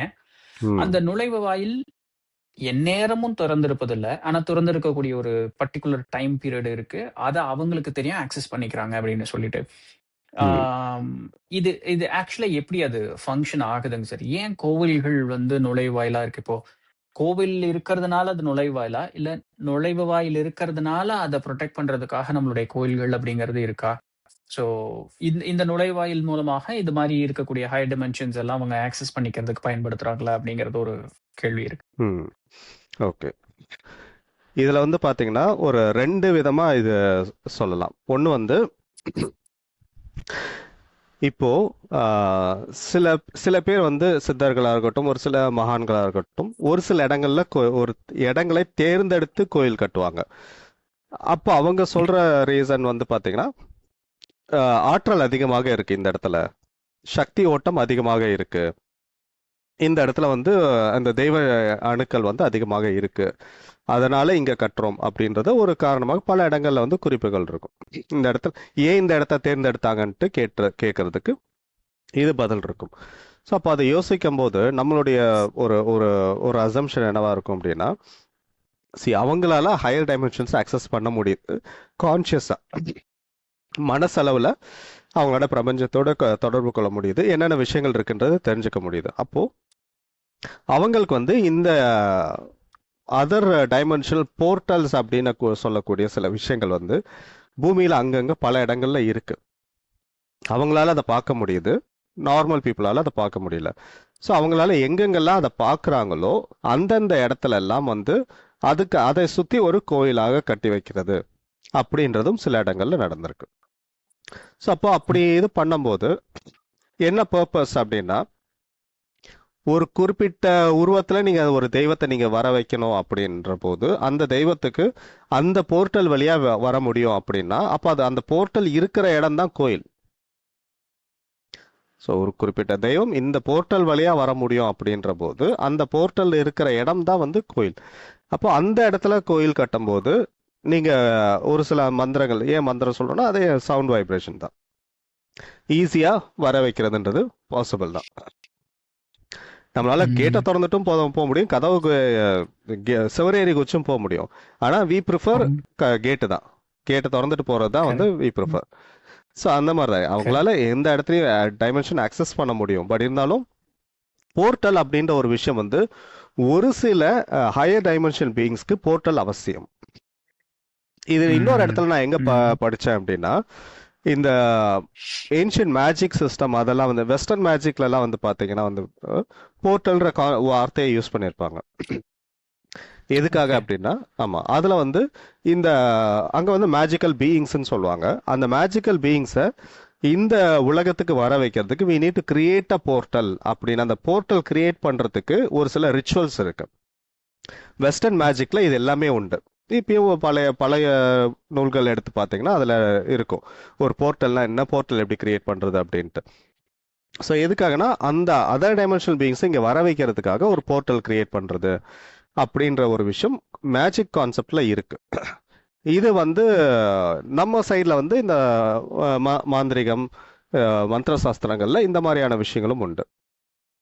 அப்போ அவங்க நினைச்சாங்கன்னா ஒரு இடத்துல போர்ட்டலை கிரியேட் பண்ணவும் முடியும். ஒரு இடத்த சூஸ் பண்ணிட்டு அங்க ஒரு ரிச்சுவல்ஸ் மூலமாக, மந்திரங்கள் மூலமாக போர்ட்டல் ஒன்று கிரியேட் பண்ணி வச்சுட்டு அந்த டெய்டி வந்துட்டு போறதுக்காக அதை அவங்களால செய்ய முடியும். இப்படி ஆல்ரெடி இருக்கக்கூடிய போர்ட்டல்ஸை செலக்ட் பண்ணி அந்த இடத்துல கோயில் கட்டினதும் உண்டு, கோயில் கட்டி அந்த இடத்துல போர்ட்டல்ஸை கிரியேட் பண்ணதும் இதுவும் வந்து பாசிபிள் தான். இது ரெண்டுமே வந்து பாசிபிள் தான். ஸோ அப்போ போர்ட்டல்ன்ற ஓகே. கான்செப்ட் வந்து உங்களுக்கு இங்கே மட்டும் இல்லை, சித்தர்கள் கான்செப்ட்ல மட்டும் இல்லாமல் வெஸ்டர்ன் கான்செப்ட்லேயுமே வந்து இந்த விஷயம் இருக்கு. பல நாடுகளில் வந்து ஏன்னா நான் உலகம் முழுக்க இருக்கக்கூடிய மாந்திரிகங்கள் பற்றியும் ஒரு அமானுஷங்கள் பற்றியும் வந்து ஸ்டடி பண்ணும்போது ஆல்மோஸ்ட் நிறைய விஷயம் சிமிலராக இருந்துச்சு. நம்ம ஃபாலோ பண்ணுறதுக்கும் அவங்க ஃபாலோ பண்ணுறதுக்கும் சிமிலராக இருந்துச்சு. பேசிக் கான்செப்ட் என்னன்னா, டைம் லைன் படி பார்த்தீங்கன்னா நம்ம தான் முன்னாடி இருந்திருக்கோம். சித்தர்கள் கான்செப்ட் தான் முன்னாடி. இதுக்கப்புறமா இங்கேருந்து உலகம் முழுக்க எல்லாருமே பிரிஞ்சு போயிருக்காங்க. அப்படி போகும்போது ஒவ்வொருத்தரும் ஒவ்வொரு சில விஷயங்களை எடுத்துட்டு போயிருக்காங்க. இந்த மந்திர சாஸ்திரங்களே வந்து பார்த்தீங்கன்னா ஒவ்வொரு நாட்டுக்கு போகும்போது அந்த நாட்டுடைய கலாச்சாரத்துக்கு ஏற்றபடி அந்த நாட்டுடைய மொழிக்கு ஏற்றபடி அது மாறுது. அவங்களுக்கு ஏற்றபடி அதை புரிகிற மாதிரி சொல்லி கொடுக்குறாங்க. ரொம்ப சமீபத்திய உதாரணம்னு பார்த்தீங்கன்னா போதி தர்மர் எடுத்துக்கலாம். அவர் அங்கே நம்மளுடைய சண்டை கலையை அவர் அங்கே எடுத்துகிட்டு போகும்போது அவர் இந்த இந்த பேர் அங்கே வைக்கலையே, அங்கே வந்து அவர் அதை புதுசாக டெவலப் பண்ணி அங்கே குங்ஃபூன் மாற்றியாச்சு. ஸோ அப்போ அவர் அங்கே கொடுத்த விஷயங்கள் எல்லாமே சீன மொழியில் இருக்கு. ஆனால் பேசிக்காக அவர் தமிழர் தான். இங்கே இருக்கிற இதுதான் எடுத்துட்டு போகிறோம். இது வந்து ரொம்ப சமீபத்திய உதாரணம்னா இது சொல்லலாம். இதே மாதிரி பலாயிரம் வருடங்களுக்கு முன்னாடி இது நடந்திருக்கு. அப்படின்ற போது உலகம் முழுக்கவே இந்த கான்செப்ட் ஒரு போர்ட்டலை கிரியேட் பண்ணுறது, அந்த போர்ட்டலுக்கு ஒரு சில டெய்டிஸை வர வைக்கிறது அப்படின்றதே வந்து இட் இஸ் பாசிபிள் தான் அப்படின்றது. அப்படி பார்க்கும்போது கோயில்களை வந்து அப்போ வந்து நம்ம பார்க்குறோம் அப்படின்னா, அப்போ ஏன் இங்கே இந்த இடத்துல கோயில் கட்டியிருக்காங்கன்னா, கோயில் கட்டினதுன்னு வெறும் போர்ட்டலுக்காக மட்டும் இல்லை, அந்த இடத்துல கட்டிட்டு ஒவ்வொரு செங்கலுமே வந்து ரொம்ப கவனமாக பார்த்து பார்த்து தான் கட்டுவாங்க. அந்த கோயிலுக்கு அடியில் பல இடங்கள் அந்த அந்த பலிபீடங்கள்லாம் இருக்கும். சின்ன சின்ன வழி நெடுக்க அந்த பலிபீடங்கள் இருக்கும். எனக்கு சொல்லிக் கொடுத்த ஒரு சில ஆசான்கள் வந்து பார்த்தீங்கன்னா அது எல்லாமே வந்து அடியில் வந்து ஒரு காப்பர் ஒரு வயர் மாதிரி கொடுத்துருப்பாங்க, காப்பர் கம்பி மாதிரி கொடுத்து ஒவ்வொன்றத்தையுமே கனெக்ட் பண்ணியிருப்பாங்க அப்படின்னு சொல்லுவாங்க. பழங்காலத்தில் இப்போ அப்படி கட்டுறாங்களான்றது தெரியல. பட் ஏன்னா என்டையர் அந்த டெம்பிளே வந்து பார்த்தீங்கன்னா இட்ஸ் அ எனர்ஜி சோர்ஸ். நீங்கள் உள்ளே போனீங்கனாலே அந்த இடத்துல நீங்கள் பிரபஞ்ச ஆற்றலை அதிகமாக ஈர்க்கக்கூடிய ஒரு இடமாக தான் அங்கே இருக்கும். அது தெய்வத்துக்காக மட்டும் கிடையாது, நமக்காகவும். ஏன்னா நம்ம உள்ள போனாலே அந்த இடத்துல அந்த ஆற்றல் நமக்குள்ளார இருக்கும். பிரபஞ்ச ஆற்றலை ஒன்றும் இல்லை, ஒரு பிரமிடை எடுத்துக்கோங்களேன். அந்த பிரமிடுன்ற அந்த ஷேப்புக்கே அந்த பவர் இருக்கு. ஒரு பிளேடை நீங்கள் 10 தடவை ஷேவ் பண்ணுறீங்கன்னா பிரமிடுக்குள்ளார வச்சிங்கன்னா ஒரு 15 தடவை 20 தடவை முறை ஷேவ் பண்ண முடியும். இது வந்து மாடர்ன் டயத்துலேயே இது வந்து ப்ரூவ் ஆன ஒரு விஷயம்தான். அப்போ அந்த பிரமிடுடைய ஷேப்புக்கு அந்த பவர் இருக்கு அப்படின்ற போது அதே மாதிரி தான் அந்த இதுதான் வந்து பார்த்தீங்கன்னா சாக்ரட் ஜியாமெட்ரின்னு சொல்லுவாங்க. அந்த சாக்ரட் ஜியாமெட்ரி படி பார்த்தீங்கன்னா கோயில்களில் இருக்கக்கூடிய ஒவ்வொரு அந்த டயக்ராம்ஸ்க்கும் சரி, அந்த அமைப்புகளுக்கும் சரி, எல்லாத்துக்குமே வந்து பார்த்தீங்கன்னா ஆற்றல்களை ஈர்க்கக்கூடிய அந்த சக்தி அப்படின்றது இருக்கு. ஏன் கலசம் மேலே வச்சிருக்காங்க, கலசத்துக்கு நேராக கீழே ஏன் வந்து மூலவர் இருக்காரு, மூலவருக்கு அடியில் ஏன் வந்து அந்த தகடு இருக்கு, எல்லாமே வந்து ப்ராப்பராக வந்து ஒரு எல்லாத்துக்குள்ளருமே ஒரு சயின்ஸ் இருக்கு, மேக்ஸ் இருக்கு. ப்ராப்பராக எல்லாத்தையுமே வந்து பார்க்கும்போது பார்த்தீங்கன்னா உள்ளே இருக்கக்கூடிய ஒவ்வொன்றுமே வந்து எனர்ஜி ஈர்க்கக்கூடிய ஒரு விஷயமாக திகழுது. பிரபஞ்சம் எல்லா இடத்துலையுமே, பிரபஞ்ச சக்தி எல்லா இடத்துலையுமே இருக்கு. ஆனால் அதை ஒரு இடத்துக்கு குவிக்கணும்னா அதுக்கு வி நீட் சர்டன் திங்ஸ். கோயில் அப்படின்றது அந்த மாதிரியான ஒரு விஷயம் தான். அதனால தான் நம்ம வீட்டில் உட்காந்து சாமி கும்பிட்றதை விட கோயிலுக்கு போகும்போது மன ஒருமைப்பாடு கொஞ்சம் ஈஸியாக இருக்கு. ஏன்னா அந்த இடத்துக்காக தான். கடவுள் கோயிலுக்குள்ளார இருக்காரு அப்படின்னு ஆக்சுவலா இது ஒரு பெரிய கான்செப்ட். இதை வேணா நம்ம டீட்டெயிலாக இன்னொரு பாட்காஸ்ட்ல பேசுவோம். கடவுள் அந்த இடத்துல இருக்காருன்றதுக்கு கிடையாது, அந்த இடத்துல எனர்ஜி, அந்த ஆற்றலை ஈர்க்கக்கூடிய தன்மையை சித்தர்கள் அங்க கொண்டு வந்திருக்காங்க அப்படின்றதுக்காக. அப்போ ஒரு சில கோயில்கள் எல்லாம் வந்து பாத்தீங்க அப்படின்னா ஒரு இடத்த மட்டும் ஸ்பேஸ் சுத்தி செவரு கட்டி வச்சிருப்பாங்க. இந்த சிதம்பரம்ல எல்லாம் கூட பார்த்துருப்பீங்க. இன்னும் ஒரு சில கோயில்கள் எல்லாம் வந்து பார்த்துப்போம், சுற்றி செவர் மட்டும் தான் அந்த இடத்துல எம்டி ஸ்பேஸாக விட்டுருப்பாங்க. என்ன ரீசன்றது, எக்ஸாக்டான ரீசன் என்ன அப்படின்றது தெரியாது. But there is a possibility அந்த மாதிரி ஏன்னா அந்த இடத்துல வந்து ஒரு எனர்ஜி, ஒரு ஆற்றல் அதிகமாக இருக்கு அப்படின்ற ஒரு இது. சம்டைம் எனர்ஜி பார்க்கக்கூடியவங்களால வந்து அங்கே நிறைய விஷயங்கள் பார்க்கலாம், நிறைய சேஞ்சஸ் அதை பார்க்க முடியும் அப்படின்றது. அப்போ கோயில்களில் இது எல்லாமே வந்து வெறும் அவங்களுடைய கட்டடக்கலையை அந்த அந்த ஒரு திறமையை காட்டுறதுக்காக மட்டும் கிடையாது, அதையும் தாண்டி நிறைய விஷயங்கள் இருக்கு. வெறும் அழகுக்காக ம். மட்டும் கிடையாது, இல்ல மக்களை ஒரு இடத்துல ஒண்ணா சேர்க்கறதுக்காக மட்டும் கிடையாது. அதையும் தாண்டி எனர்ஜி, அதனால தான் வந்து பாத்தீங்கன்னா எனர்ஜி, ஃப்ரீக்வன்சி அண்ட் வைப்ரேஷன் அப்படின்னு சொல்றது. இது எல்லாத்தையுமே சித்தர்கள் அதிகமாக படித்தவர்கள், உணர்ந்தவர்கள். ம். அத மக்களுக்கு ம். புரியிற மாதிரி. நமக்கு இப்ப நம்ம வந்து ஒரு சின்ன பசங்களுக்கு புரியணும்னா எடுத்த உடனே அட்வான்ஸ்டு வார்த்தைகள் பயன்படுத்த மாட்டோம். சின்ன பசங்களுக்கு புரியிற மாதிரி தான் நம்ம சொல்லிக் கொடுப்போம். படிச்சவனுக்கு ஒரு விஷயத்தை எப்படி சொல்லிக் கொடுக்கணும், படிக்காதவனுக்கு எப்படி சொல்லிக் கொடுக்கணுன்ற ஒரு முறை இருக்கு. சித்தர்கள் வேற நிலை. அப்ப சாதாரண மனிதர்களுக்கு எப்படி சொல்லிக் கொடுக்கணுமோ அப்படி சொல்லிக் கொடுத்துட்டு போயிருக்காங்க. இப்ப நமக்கு அறிவு ம். வளர்ந்துருச்சு அப்படின்றதுனால சித்தர்கள் சொன்னது வந்து நம்ம மூட பழக்கம் அப்படின்னு நம்ம மூடத்தனமா நம்ம யோசிச்சுட்டு இருக்கோம். அதான் என்னுடைய கருத்து. கரெக்ட் தாங்க சார். ஆக்சுவலா நம்ம ஒரு இடத்துல இருந்து ஒரு அப்படியே வந்து இன்னொரு ஆக்சுவல் ஒரு பெரிய ஒரு இடத்துக்குள்ள டிவைட் ஆகி நின்னுட்டோம்னு நினைக்கிறேன். பட் போயிடலாம். அது இன்னொரு இன்னொரு ஒரு ஒரு ஒரு முக்கியமான ஒரு பாட்காஸ்டுக்கு உண்டான ஒரு ஒரு ஸ்டார்டிங் ஃபேஸ் லீடு மாதிரி அது கிடைச்சிருக்கு. ஆக்சுவலா வந்துடுச்சு. பிகாஸ் ஆமா, நான் உங்கள்ட்ட ஆக்சுவலா கோயில பத்தி நான் நிறைய கேட்கணும், அந்த போர்ட்டல்ஸ், worm ஹோல்ஸ் எல்லாம் பத்தி நான் நிறைய கேட்கணும் அப்படின்னு நினைச்சிட்டே இருந்தேன். பட் இன்னைக்கு நிறைய விஷயங்கள் ஆன்மீகமும் அறிவியலும் வந்து சார்ந்து பேசணும்.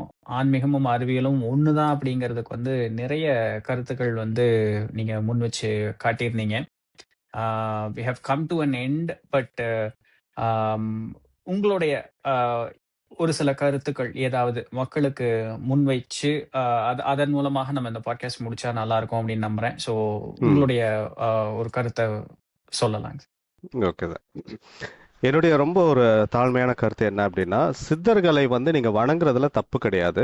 நம்ம அவங்கள ஒரு உயர்ந்த நிலையில வச்சிருக்கோம். அது வந்து நல்ல விஷயம்தான். ஆனா என்னுடைய கருத்து, வேண்டுகோள், அவங்கள வணங்குறதோட நிறுத்திடாதீங்க.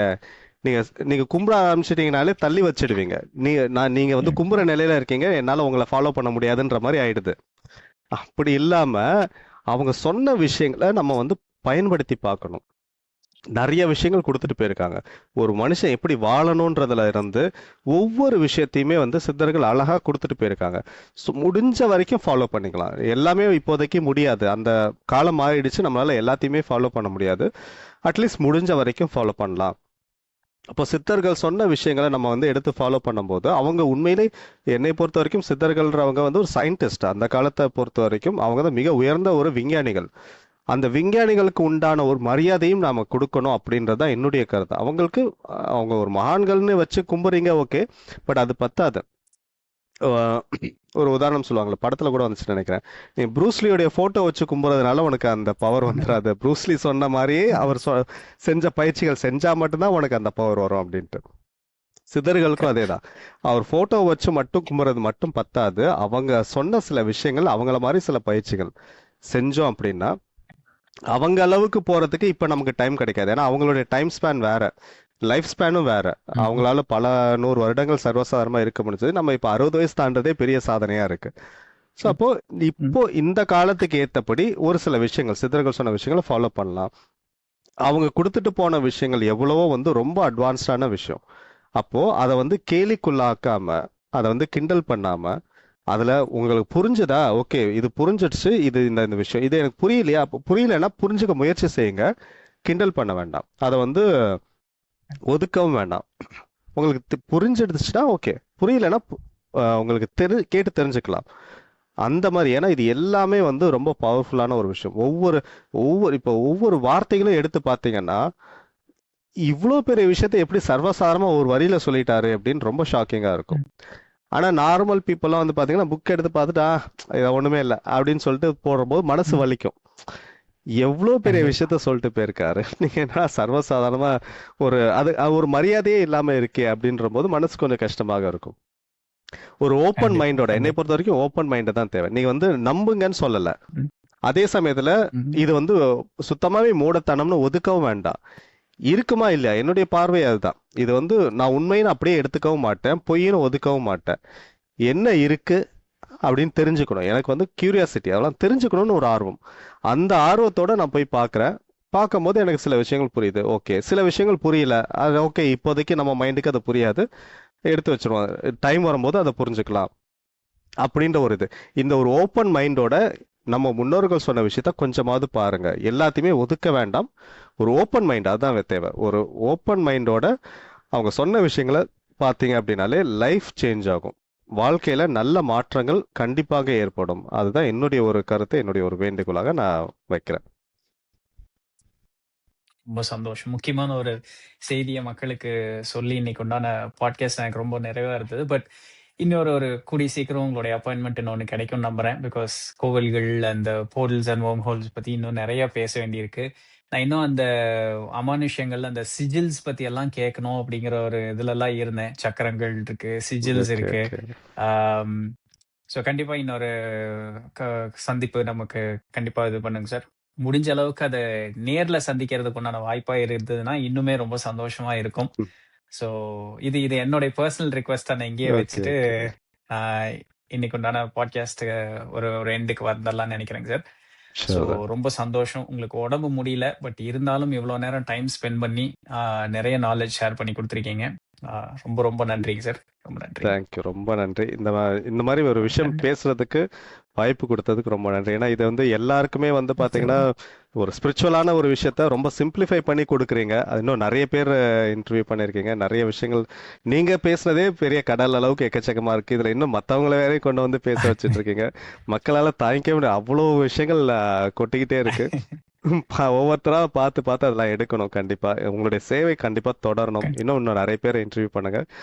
மக்களுக்கு இந்த காலகட்டத்துல கண்டிப்பா. நாலேஜ் கொண்டு போய் சேர்க்கணும். அதுதான் ரொம்ப முக்கியம். கரெக்டான நாலேஜ் கொண்டு போய் சேர்க்கணும். கண்டிப்பா. அதை நீங்க பண்ணிட்டு இருக்கீங்க. அதுக்கு ரொம்ப கண்டிப்பா. நன்றி. நிச்சயமா நீங்க சொன்ன மாதிரி அடுத்து இன்னும் நிறைய டாபிக் நிறைய நான் சொன்னேன் 50க்கு மேற்பட்ட தலைப்புகள் இருக்கு. எவ்வளவு வேணாலும் பேசலாம். ஸோ நீங்க கண்டிப்பா, எப்ப வேணாலும் சொல்லுங்க. நம்ம கண்டிப்பா கண்டிப்பா. கனெக்ட் பண்ணலாம். ஷூர். Sure sir. ரொம்ப ஷூர். நன்றி சார். ரொம்ப ரொம்ப நன்றி. நன்றிங்க சார். ரொம்ப நன்றி. ரொம்ப நன்றி.